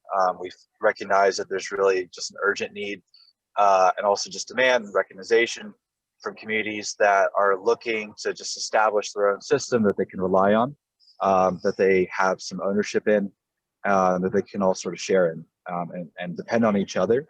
And so while we come at it, from the technical side, we're certainly building out the software, designing markets, building out APIs and other integrations and tools that can help these grids be as successful as what their potential could be.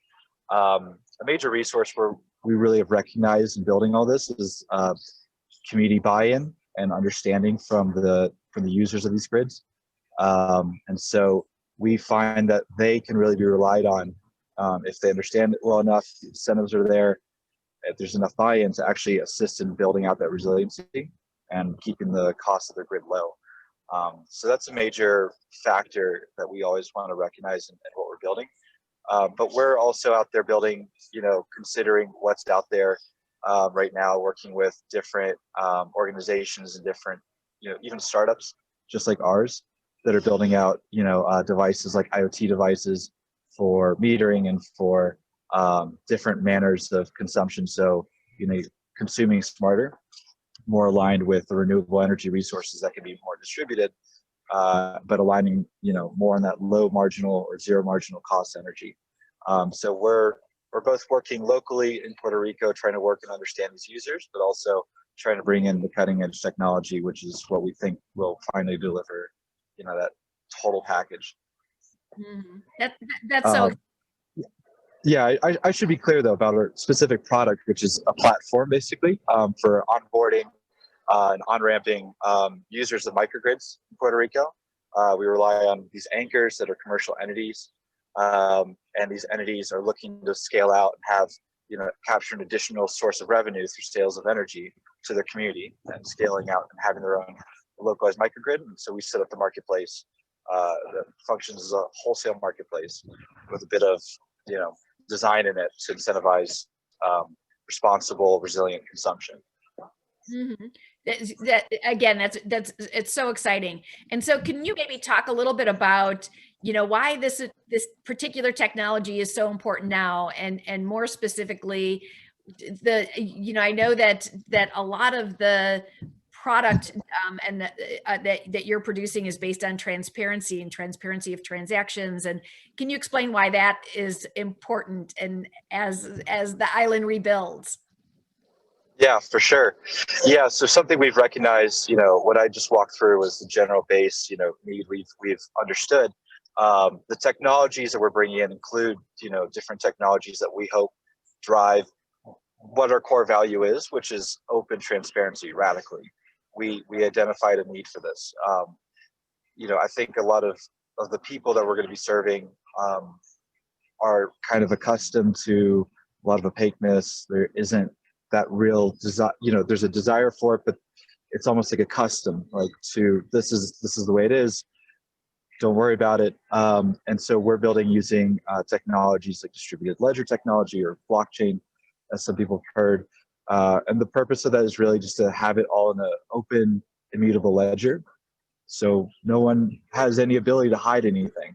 The idea is even if, you know, some actor decided to try to conceal it or something, it's always going to be there. People can always come and observe it. Anyone can observe this ledger and ask questions about it and dig into that, which is, I think, what we think is totally necessary right now.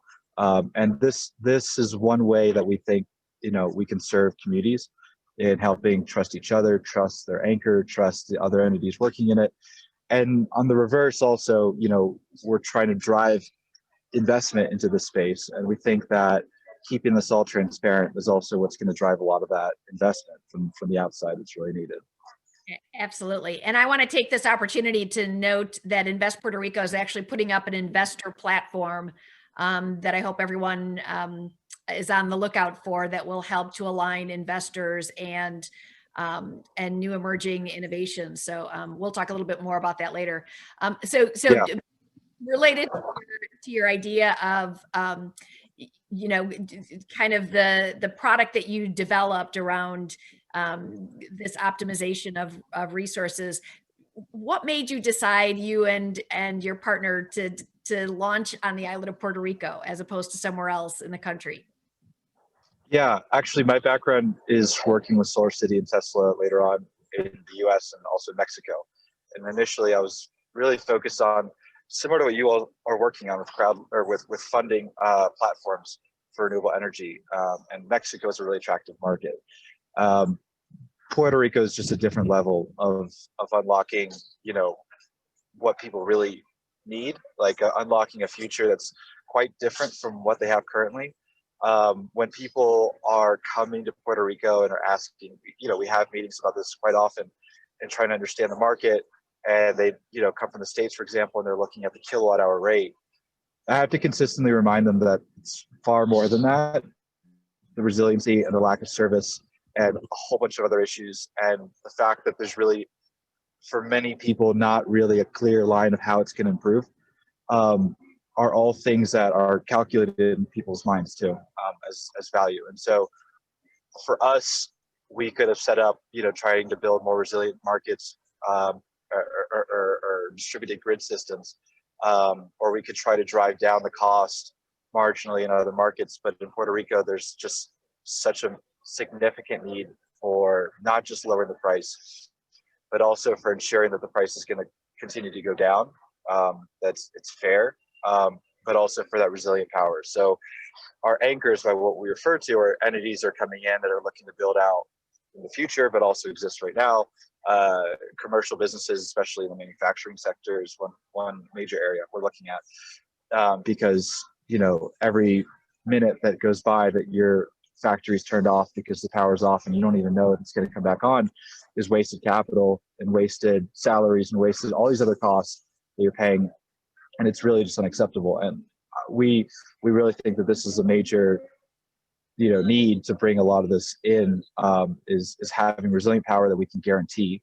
But we think that tying into the local community is also going to be a really large benefit, because you're interacting with your local community. Many of those people may be actually employees of the business, and you're always going to, you know, rely on them. So we think that this is, as an interface, we're building a user experience and user interface that allows people to coordinate and work together as a community in the same effort to drive this thing that Puerto Rico, more than almost anywhere else we've seen, is really lacking in. Great. So I've heard you mention a couple of different aspects that might be, you know, very relevant. So transparency and cost effectiveness and efficiency. Are there two that you would say are like the most important aspects for microgrid anchors to that they could see in terms of that your application provides them? Sure. Yeah. So a lot of the these commercial businesses that we've spoken to, which are our primary customers in the end, they're the ones that, you know, decide to engage with us. Many of them were just already tired of the system and were already so done with it that they were ready to just disconnect and have their own local energy resource that they can rely on themselves. As you can imagine, the cost of that would be quite high, but that's the level of frustration that we're seeing. So when we come to them, what a major core of what we're offering is the ability to not only just rely on their own generation resources and storage resources, but also to be able to provide those resources locally and build out an additional stream of revenue, which otherwise was just not really possible. Having that sort of wholesale marketplace onboarding experience, all the other user experience is critical. And then tying in with that, both they're providing that to their community, but also the community needs to be, properly coordinated through our interface and through our application to help in assisting with that resiliency. If the community has different, for example, consumption, patterns that's necessarily consuming at the wrong times or consuming wrong amounts at the wrong times, then that's going to significantly drive up the cost of that microgrid operation. It's going to cost everyone more, and it's just sort of one of those things that just continues to escalate and accelerate. And so both we're allowing them to go and sell it locally, which benefits the community because they're looking for that resilient, low cost power, but also the anchors are benefiting from the fact that we're helping them all sort of cooperate in a way that otherwise would not really be possible without some sort of technological platform like this. So I think it's, again, very fascinating, and that management piece is so important to the entire discussion. And so I'm going to actually move on to the next one, and Vincenz, invite you back at the end, and we'll field additional questions at that time. So thank you so much. I think your product is really fascinating. And again, the smart grid concept is again another whole session. So thanks for all that you're doing on the island. Our next guest in this discussion is Luis Viana, and Luis is with Green Gas Puerto Rico, and I'll talk a little bit about kind of the biodigester industry and how that relates, and specifically it solves a couple of different issues in Puerto Rico related to waste management as well. So Luis, welcome, and maybe you can explain a little bit more about what you do. Yes, of course. Well, we are trying to develop the first bioeconomy industry in Puerto Rico through the construction and operation of anaerobic digesters. Anaerobic digesters may sound a little bit complicated, but just to give you a clarification, it's a very old technology that has been used in Puerto Rico since, I should say, the 1970s. There's a lot of industries here in Puerto Rico that have been using them. Bacardi, for example, Wholesome Bakeries, Distillery Serrayes has been also using anaerobic digesters. So this is a very known technology. The difference between us is that we're going to construct and operate the first commercial anaerobic digester, which will help us offset part of the renewable natural gas that's being imported to Puerto Rico. Just to give you an idea, for the last 20 years, the increase of renewable natural gas that has been imported in Puerto Rico has been increased 556% and growing. So there is a huge demand in renewable natural gas. What we pretend to do with constructing the first anaerobic digester is to offset a percentage of that renewable natural gas that has been imported in Puerto Rico and produce it in Puerto Rico. Fantastic. That's really fascinating. So I know that there's a unique structure in terms of the sponsors behind your project. Can you talk a little bit about that? Yes, it's very unique because we have a combinations of entrepreneurs. We have a combinations of fellow scholars from Columbia University and University of Florida. We have also equity investors. So it's a unique combination because we are not only in our first construction of anaerobic digester, we're going to be using actual technology that is already known. But at the same time, we are also developing our own technology on how to stimulate and help the bug, so to speak, because inside the anaerobic digesters, we have microorganisms. And by the way, these microorganisms are non-pathogenic, meaning they do not cause any health problems. So don't be afraid. Right. They are well known. So what we're doing is that we will be accelerating the kinetics of these microorganisms. And we have been doing some research, and we have been developing some technologies that will be implemented in the second phase of the construction of the anaerobic digesters. Really interesting. So where do you obtain kind of the feedstock or the organic waste material that powers your facility? Yes, well, we pretend to obtain the feedstock from food scrap, manure waste, can be also wastewater waste. It's going to be restaurant waste, and all the waste that is being shipped or disposed in landfills. We have in Puerto Rico a humongous problem, which is that, just to give you an idea and give you numbers, in 1995, we had 65 landfills open. In 2025, we predict that we're going to have 10 landfills open. Today, we only have 29 landfills open. So it's a fact that the landfills in Puerto Rico are closing. We need to find a solution. And one of the solutions is constructing anaerobic digesters and using this feedstock to produce renewable energy here locally in Puerto Rico.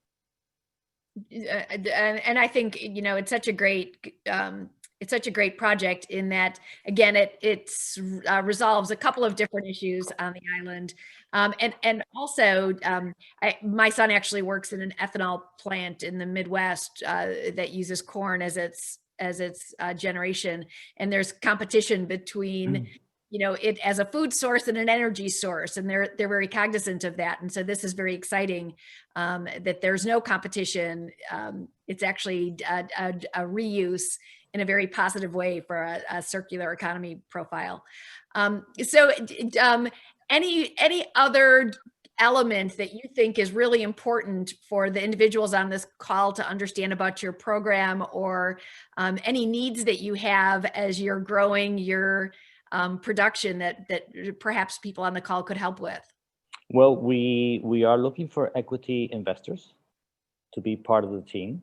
This is a new project that we're developing in Puerto Rico. We are in the early stage, but it doesn't mean that I do not know about the project. I have myself operated anaerobic digesters. We have constructed anaerobic digesters. We have refurbished anaerobic digesters. So we know how the system works. We know how it operates.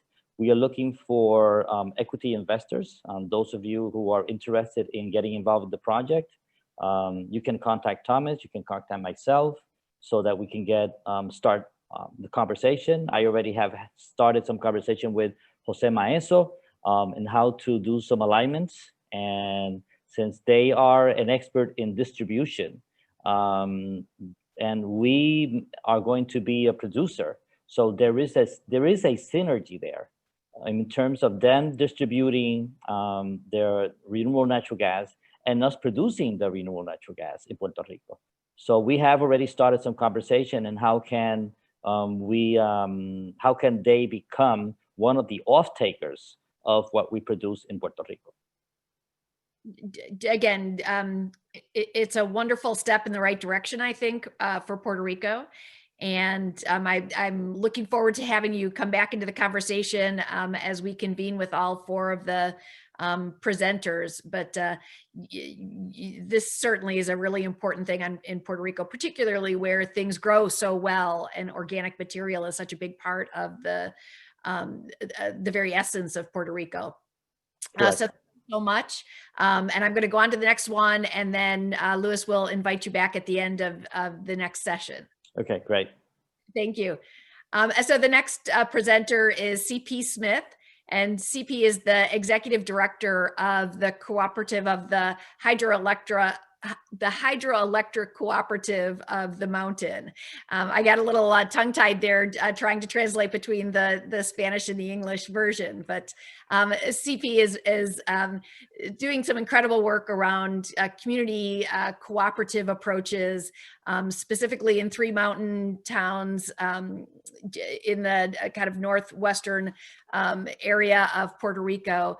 And I think has put together a program that serves about 62 or 65,000 people. So very impressive. So CP, do you want to talk a little bit about your project, and then we'll bring everyone, we'll ask some questions specifically about your project and then bring everyone back.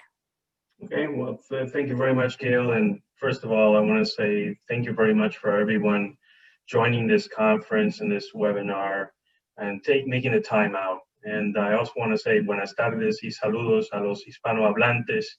Y pido disculpas que no estamos conversando en español, pero nosotros aquí a la orden, cuando quieres, continuar esta conversación en español. Back to English. The Hydroelectric Cooperative of the Mountain, Gail was so close. La Cooperativa Hidroeléctrica La Montaña is basically Puerto Rico's first electric cooperative. Actually officially incorporated in August of 2019, and has 2 principal projects. Now the area of service for the Cooperativa is the municipalities of Adjuntas, Jayuya, and Utuado, which are very vulnerable communities that were set back once again after Hurricane Maria. And to be quite honest, for those that have long enough history in Puerto Rico, would know that they've really never recovered since Hurricane George. So this is just one more decline. And what is important to recognize is that the only solution that is really going to help transform the rural areas in Puerto Rico is addressing the energy. If you can address energy, then you start tackling the chain of resiliency that's needed for Puerto Rico to be able to recover fully and to join in the 21st century global markets, the labor markets, and all the other opportunities that we should be able to see in the 21st century. So we start with energy, because when you have energy, you can have clean water. And when you have clean water, you can preserve community health. And when you can preserve community health, then you can finally start talking about economic development, which is really the end goal of the cooperative. But you have to solve that. And it just so turns out that this cooperative also solves the energy problem and also addresses the economic development issue that's badly needed for the center of the island.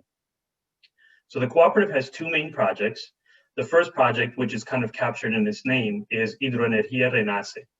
Hidroenergía Renace is the acquisition, rehabilitation, and management of the hydroelectric plants in Caunillas and Dos Bocas.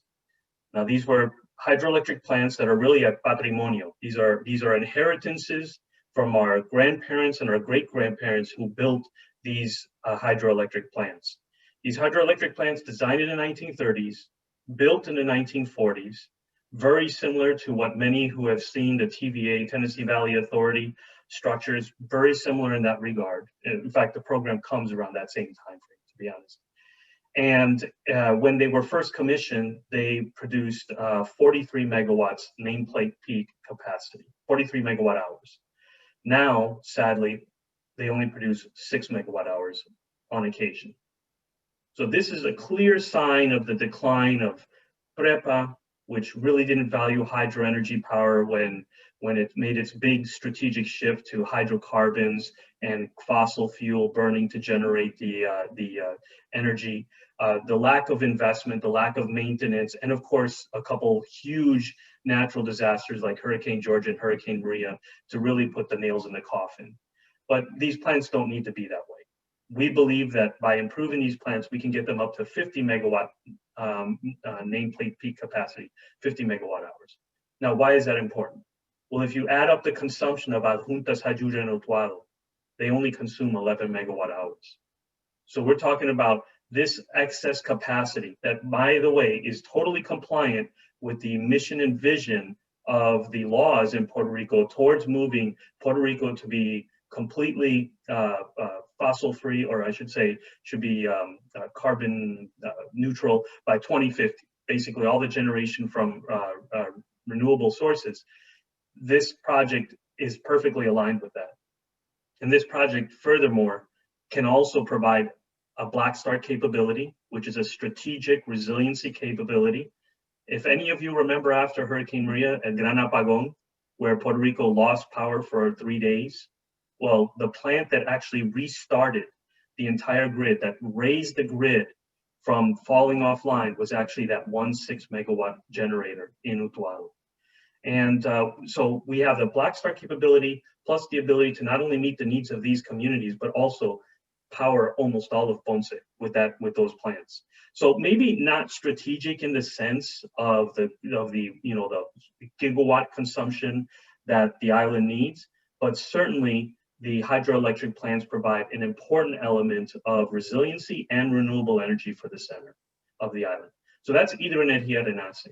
So that provides the generative base power for the cooperative, and provides actually most of its revenues that allow it to continue on with economic development programs in the center of the island. But we still haven't addressed the issue of the last in line. These were the residents, our neighbors, that went without electricity for 6 months or longer. How do we address them? Well, that's where we have our second project. Our second project is called Reenfoco. Those are siglas, initials, an acronym for Resiliencia Energética Fotovoltaica Comunitaria.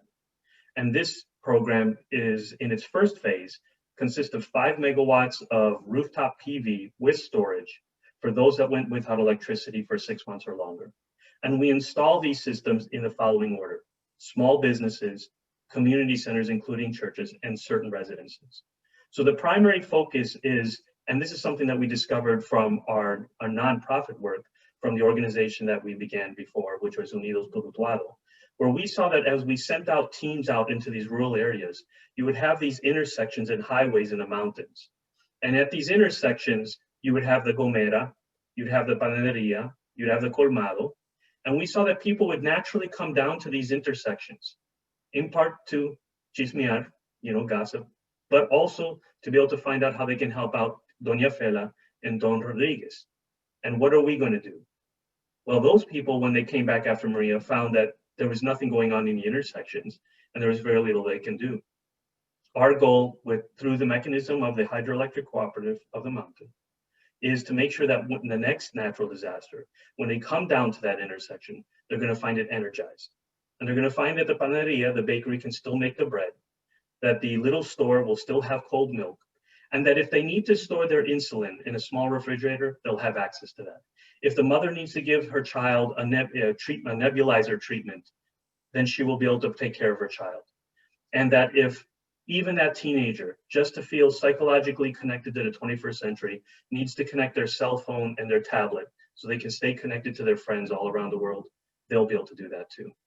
So those two projects together, either Energía Renace and Reenfoco, provide a complementary coverage and actually provides a model on how Puerto Rico can define a new epoch, a new period of resiliency, where they can actually find the ability to generate and consume their energies in ways that are controlled by the community, making sure that everybody has some interest in the welfare of the community, of a very important strategic asset, and to allow them to actually start moving forward with ideas on how they can improve their community. So in a nutshell, that's what the two projects are, Gail, and I hope that that helps our guests and our invitees to be able to understand what our project is. No, and I think that's so exciting. So one question I have, and knowing and just being so endeared to the beautiful culture on the island of community and people helping people, why hasn't the cooperative model been done before in Puerto Rico? It's so naturally aligned to the culture of the island. Well, I think first of all, there's a number of factors. One is that the legal structure maybe wasn't quite as obvious. So you could have always created an electric cooperative if you wanted to create what would have been called a mixed cooperative. But because of the way the structure is in Puerto Rico, really the cooperatives were envisioned to be, let's say, housing, agriculture, and the most common, which everybody on the island is familiar with, which is las cooperativas de ahorros y crédito, which are the savings and loan credit unions. So those concepts, but there was another fourth category, which is a mixed cooperative. So people could have created an electric cooperative. I think that one of the factors is we're seeing a nexus of a number of different factors. One is energy can now be generated and consumed with zero transmission and zero distribution. In other words, that PV system that is in your neighborhood or in that on your rooftop allows you to now generate and consume that energy with not really a need anymore to be connected to the grid. So that's one factor, and that technology in its mature state has only been available, let's say, in the last decade, 15 years or so. Now, to make it cost effective in Puerto Rico, then that's a different issue. And when I mean cost effective, it's not like because the prices have gone down, I think over the last 20 years, something on the order of 86%, that these costs have gone down for these type of systems. But you still have to understand who are we serving. So for example, in our service area, the average family income is $14,622. That's $14,622 for a family income. So putting a $14,000 PV system on your rooftop, no matter how much you need it for your small business, is just not likely within your reach. And so we have to understand what areas we're talking about and what we're working with. I do believe if for Puerto Rico now that the law was passed in December of 18, signed by the governor, there are actually 2 official cooperatives that have been created, and then there's another one that's under formation at this time. And the progress, I think, is disappointing, to be honest, for me. We should have more electric cooperatives out there, but creating a cooperative is an expensive endeavor. It's labor intensive, and it takes a lot of time. If you don't have the capital, then you have to come up with that with volunteer hours or some other resources that are available. We hope to be able to offer our model once we get through the entire process and we actually are generating, we can actually provide, our concept, which, several of our fellow attendees here would recognize as co-op in a box. We definitely want to make that resource available to the public, but you still can't get around, the pig in the python, which is going to be, either volunteer hours or an infusion of, capital or donations or something like that to get a cooperative up and running. Yeah.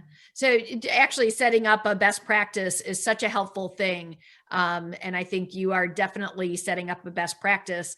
I have one question for you. So the cooperative model is very well utilized in many regions, especially rural regions in the on the U.S. mainland. Yeah. I'm very familiar with it. And generally they do act as economic drivers. But there's a decision-making process in terms of how those decisions of investment are made and where they go to in a logical way that inspires economic development. So how does your cooperativa, how is it set up so that it can do that? How's the decision-making process?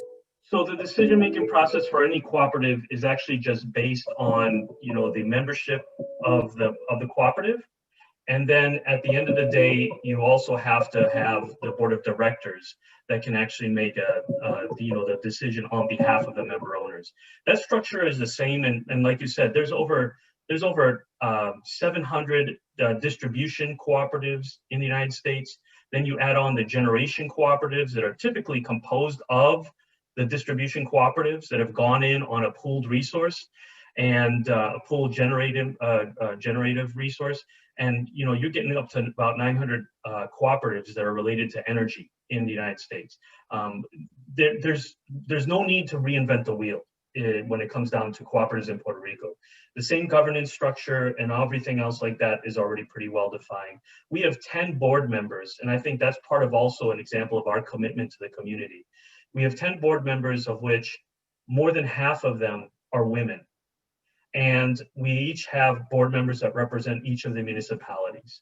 And I think that it's very important for any cooperative or any community or movement that's really interested in transforming Puerto Rico's energy scheme has to really represent the entire population, which is why our commitment has been to include not just, more than half of the women on the board of directors of the cooperative, but then it's also to make sure that we create a structure, a training structure within the cooperative where we'll be able to include women at a number of different levels of management, not just at the entry level and not just in customer service and not just at the call center where you find if there are going to be women in energy industry, they're typically in those employment pools.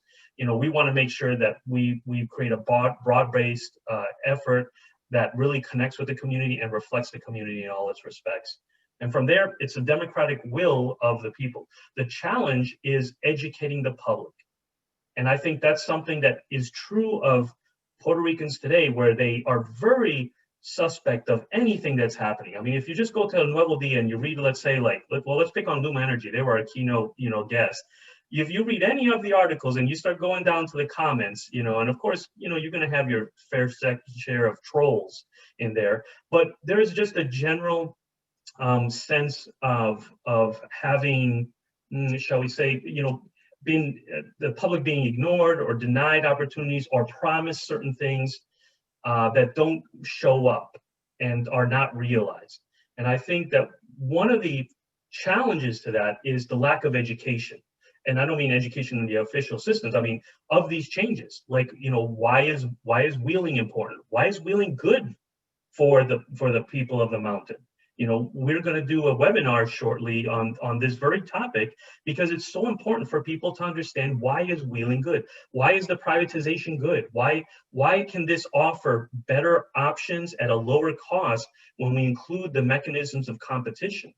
And I think that these are the kind of discussions that need to happen to be able to inform the public so they can actually feel a part of this energy transformation in Puerto Rico instead of feeling like they're the victim or they're just along for the ride. And that's definitely what I think the cooperative does help do, which is since it's community-based, it definitely forces us. We have to spend a lot of resources and effort making sure that we're constantly communicating with our constituents that are going to become the owner members of the cooperative. Yeah, and I do think that this is the moment for Puerto Rico to have that kind of community voice engagement. I think there's so much potential right now on the island, and it belongs to the people of Puerto Rico who have gone through some of those challenging times. So thank you, CP. I'd like to now kind of invite everybody back, all for Jose Luis Vincenz. And really, I guess my first question that I'd like to ask, I know that all of you utilized or benefited from the PRECAP program. So maybe could you talk a little bit about your experience with that program for the rest of the people on the call? Because I think that's an important thing that helped to give your programs legs, so to speak. And I think there's a lot of other entities on this that might benefit from that in the future. Vincenz, I saw you were like nodding your head. Maybe you want to go first. Sure. Yeah, we necessarily are not the ones in the program. We're working with a project that's in the program. We found it very valuable because our area of expertise, and the same as these microgrid anchors, is coming from different spaces. They're not used to raising project capital for energy resources, for distributed grids.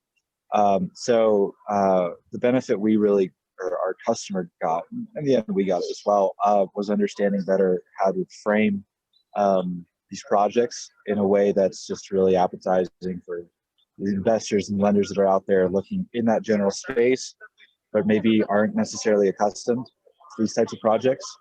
It's just a very, in some ways it comes across as quite a radically different kind of project where you're talking about disconnecting from the grid, having your own marketplace.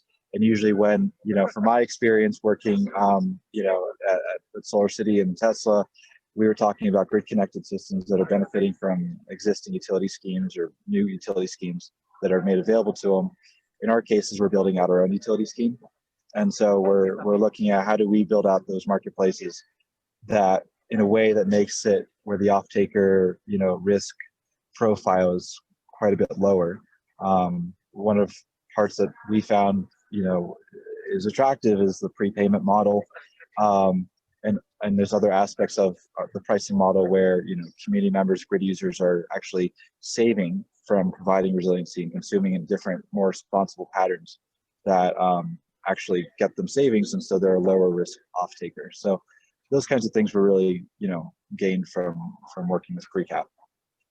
Great, thank you. And I'm going to just take this minute to, I had talked earlier about the investor platform, because Vincenz, you talked about the importance of, kind of pitching to investors.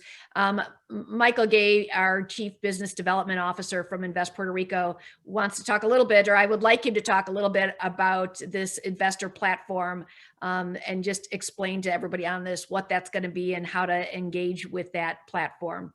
Michael? Great. Thank you for the opportunity and the impromptu chance to introduce myself and what we do in business development at IPR. I've been on the job for 7-8 months, and we've been getting a lot of connections to investors of all types, opportunity zones, private equity funds, venture capitalists, all sorts of entities. And we've also been getting a lot of projects that are coming to the island that are very much interested. And I will say we've had several projects contact us regarding renewable energy. And every single one of the renewable energy projects has been interested in finding investors and capital on the island. And so given that we have opportunity zones on 90-some% of the island, given that we want to really connect money to projects, and we want to move them forward. And we also want to give Puerto Rican investment organizations the opportunity to invest in their future rather than all the capital coming from the mainland. And so we're creating this investor platform, and we were creating one, and then we found an excellent one that's regulated by the federal government and has really awesome technology and trackability and whatnot. We are not going to be a broker dealer, but we are going to create this platform on our webpage. It is going to basically be the match.com for money, looking for projects and projects looking for money. And ultimately, projects are going to be posted. Investor verticals are going to be posted. So the verticals, by that I mean they're going to be profiling what the types of projects they're looking for. And not every one of them, for obvious reasons, is looking at renewable energy. But some are real estate, some are focused on startups and various high-tech innovations. But bottom line, ultimately, if there is a project looking for investment on the island in the renewable space, we want to profile that project and have it posted there so that the two organizations, the project and the various investment organizations, can connect and then go meet offline in a different platform, can see the private placement stock offering, can see the pitch deck, can see whatever the renewable energy project wants to present. And then they can go and find out if there's an opportunity to collaborate. So that is supposed to go live in the next 30 days. We're going to be working on it a lot over the holidays because we're raising money to fund the licensing fee for the software, which is about $2,000 a month. But we're hoping that we can close on 10 projects in the next year if it's successful. And I'd love to be seeing some renewable energy projects up there that find funding. And I've heard the opportunity or the interest in funding. So keep in touch with Gail and myself and her team, John Bozick and everybody are on the call today because we're going to be going live and we would love to see some of the things talked about here, find capital and be made to happen. Thank you. Thanks, Michael. And so I just want to go back now to that original question. It was just an opportune moment to have Michael explain that a little bit. And I hope everyone looks at that when it goes live and participates. Louis, did you have any thoughts on the PRECAP or CP that might be helpful for the rest of the people on the call? Yes. I appreciate the opportunity of participating in the PRECAP. Because one of the benefits is that it helped us frame the project that we had in mind. Sometimes you have ideas, you have thoughts, but it's always good to have someone or a group of professionals that can help you frame and set up the infrastructure of what is it that you need moving forward in order to achieve the goal of developing a new project like this one, for example. It helped us also connect the dots, so to speak, between how an investor thinks, because I am a technical guy. I'm a researcher, and sometimes I speak a different language. I may have the correct idea, but maybe I don't have the correct language to communicate that idea. And PRECAP helped us frame that idea in a way where something that it's a little bit technical and complicated, talked about it in a simple way where an investor can understand where is it that we're coming from, and also create the appetite, so to speak, to invest in the project. So I appreciate being a part of PRECAP. Great. And again, I'm going to go and give the nod back to Fundación Borincana that's promoting that program, and encourage everyone to access that, because there will be additional rounds in the future and supporting the organization because it has an important mission in expanding that. And I think I'm noting something, Gail, if you don't mind, just on that, on PRECAP, because I think that the innovation that PRECAP brings is exactly what Puerto Rico needs. So for example, there's lots of opportunity for projects, and there's lots of need, in other words, demand. What there isn't is a good connection between, let's say, the capital and then how to make that project happen. So I think that, you know, one of the insights that Tom had is that really fundamentally the lack of good counterparties has been one of the major roadblocks in developing energy projects in Puerto Rico.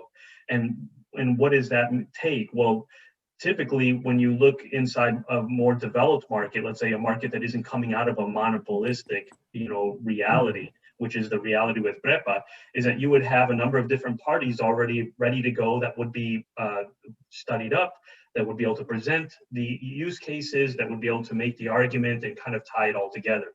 The challenge in Puerto Rico is because since everybody's coming from a PREPA background, anybody that does come down, they're going to face an additional, you know, challenge in trying to help develop that counterparty and get them ready.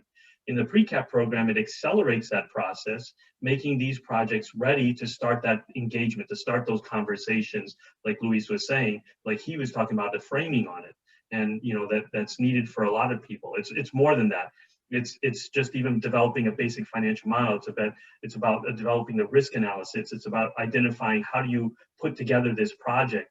And people could highlight all day, we need this, we need this, we need this, and we're paying customers, and we could do this. But until you bring in that other intermediary, then there's still that gap between the supply and then the demand. And I think PRECAP closes that until there's an intersection point. Again, it's exciting, and I agree. I think it's a great program and really needed on the island right now.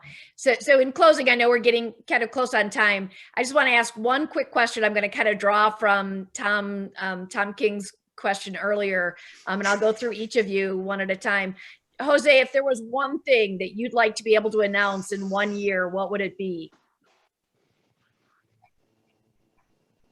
Well, that we are ready to, you know, provide us stronger supply chain to any customer that needs either supplementary or base load energy here. And with that, we can help the economic development of Puerto Rico. So. Awesome. Vincenz, the same question. One thing that you would like to, what improvement you'd like to see and be able to announce in 1 year? Just one. I definitely am looking forward to the kind of challenges that, you know, Puerto Rico brings your way. So in this year, for example, we saw, you know, the beginning of the year starting out with an earthquake, which I didn't know happens in the island. So we're building out our technology to look out for every single one of those situations, and we're looking for some sort of, you know, challenge coming our way that our community can basically shrug off and show that that is the future, that's what people should become accustomed to. great. Solving a problem is it's a good 1-year goal. Louis, one year from now, what would you like to be able to announce has improved? That we have secured finance for the project.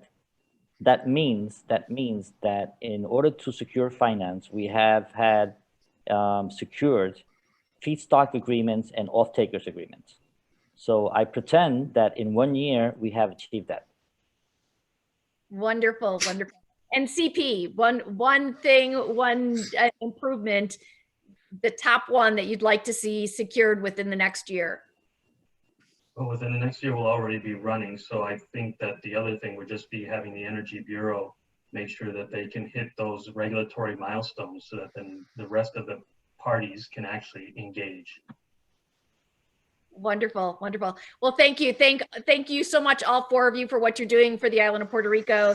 Thank you for what you're doing for the prospects that Invest Puerto Rico is bringing to the island, because I think, again, you are breaking the barriers that people have perceived, and you give us good stories to tell people about options and opportunities for business on the island in the future. So back to you, Tom. Thank you again. All right. Thank you very much, Gail, and CP, Louis, Vincenz, Jose. Thank you very much for your participation and your comments, and well, and your encomiums. I'm blushing. You can tell, right? I probably look puce, but I think that might just be the effect of the sunlight streaming through the windows. So let me thank you again. I think I'll put the slides back up here and just share that again so you can see it. So if I'm being honest, I mean, transformation requires funding. I said it before, I say it again. PRECAP was, thankfully funded in its first year by a grant from the U.S. Department of Agriculture. And we are looking and tentatively expecting that we will get grants from the CDBG for PRECAP to extend it, and on the accelerator program, and for the solar IT workforce and market development program, Grupo AC, that we mentioned before. But that's been delayed, as we all know, and hopefully we expect to see the new governor has made these sort of things, getting money out the door, a priority, getting these programs moving. So fingers crossed. We're looking at getting that into next year. So if we had done this on schedule, or if we had been a better bankrolled, I guess, foundation, or not a startup nonprofit moving into its growth stage, to quote a more venture capital type approach, we'd be there. So we're targeting 200,000 this year.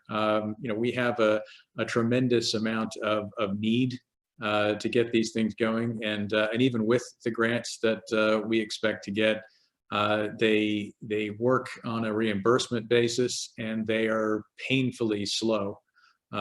So, to give you an idea, you could get a $500,000 grant, but you got to have $250,000 of dry powder just for working capital, the way that they work on reimbursing these things. That's pretty shocking, I think, for most people out there who don't really have a sense of how the programs work. They're supposed to reimburse in 30 days, but that doesn't happen regularly these days. But we're looking to expand, and the bottom line is we need to raise mission capital to carry on our work effectively. David and Valentina, the guys that put some links into the chat, I think we'll probably put them back in again now. Hopefully you'll see that. I'd love for you to join the Puerto Rico Energy Transformation Drive. Make a contribution. Every little bit helps. We'll hope you'll consider the impact that we're doing. We are also rolling out our corporate partnership program for larger amounts and benefits. I believe we have a package and information that we can provide for potential partners. I think we have network and resources that can benefit the island, but also can benefit businesses who want to start up in energy, have questions. Our network can hopefully simplify and shorten the time and answer your questions. I think it's a benefit to be associated with the Fundación Borincana, and I think it's a benefit to be associated with Invest Puerto Rico. So, this is why we're working together. Economic development, transformation. These are things that we're all after to do. I'd like to thank everybody again, and again say that don't give till it hurts, just till you feel good about it. With that, I think there's going to be a recording. We will share that in a few days. We will be responding to the questions with a separate email, and looking forward to that. Looking forward to the CP and the Cooperativa Hidroeléctrica de Montañas seminar, webinars on wheeling next year. Let me I'll throw out a quickie. There's a free webinar next week that ICSE, the Institute for Competitiveness and Sustainable Economy, is putting on energy justice and some of the procedures, government inclusion, and work resolving the debt. They're going to hold that next, let's see, it's the 20th, so it must be next Tuesday, the 22nd. You can look for it and register. I've registered. I think these guys do a very good job as well. So I want to make sure that the people are connected. Hopefully the links are in the chat. You've got those. With that, again, I want to thank my team who helped me put this all together, to Invest Puerto Rico for their support and continued encouragement. To the folks from the Chains Makers, it's been my pleasure to work with them this year and to continue to work with them to raise the rest of the capital that they need and see them continue and succeed in their projects. And fingers crossed, we'll see more funding. We'll be able to take PRECAP into another full cohort at some time next year and get the other projects underway. Any questions that you may have, feel free to reach out and contact us. I think you can reach us through the website. You can reach me. I've put my information, or I can put my information in the chat, or David or somebody else can put it in the chat so that I can keep talking. Thank you once again, and we hope to see you in the new year. Be well. Thank you so much, Tom. Thank you very much, Tom.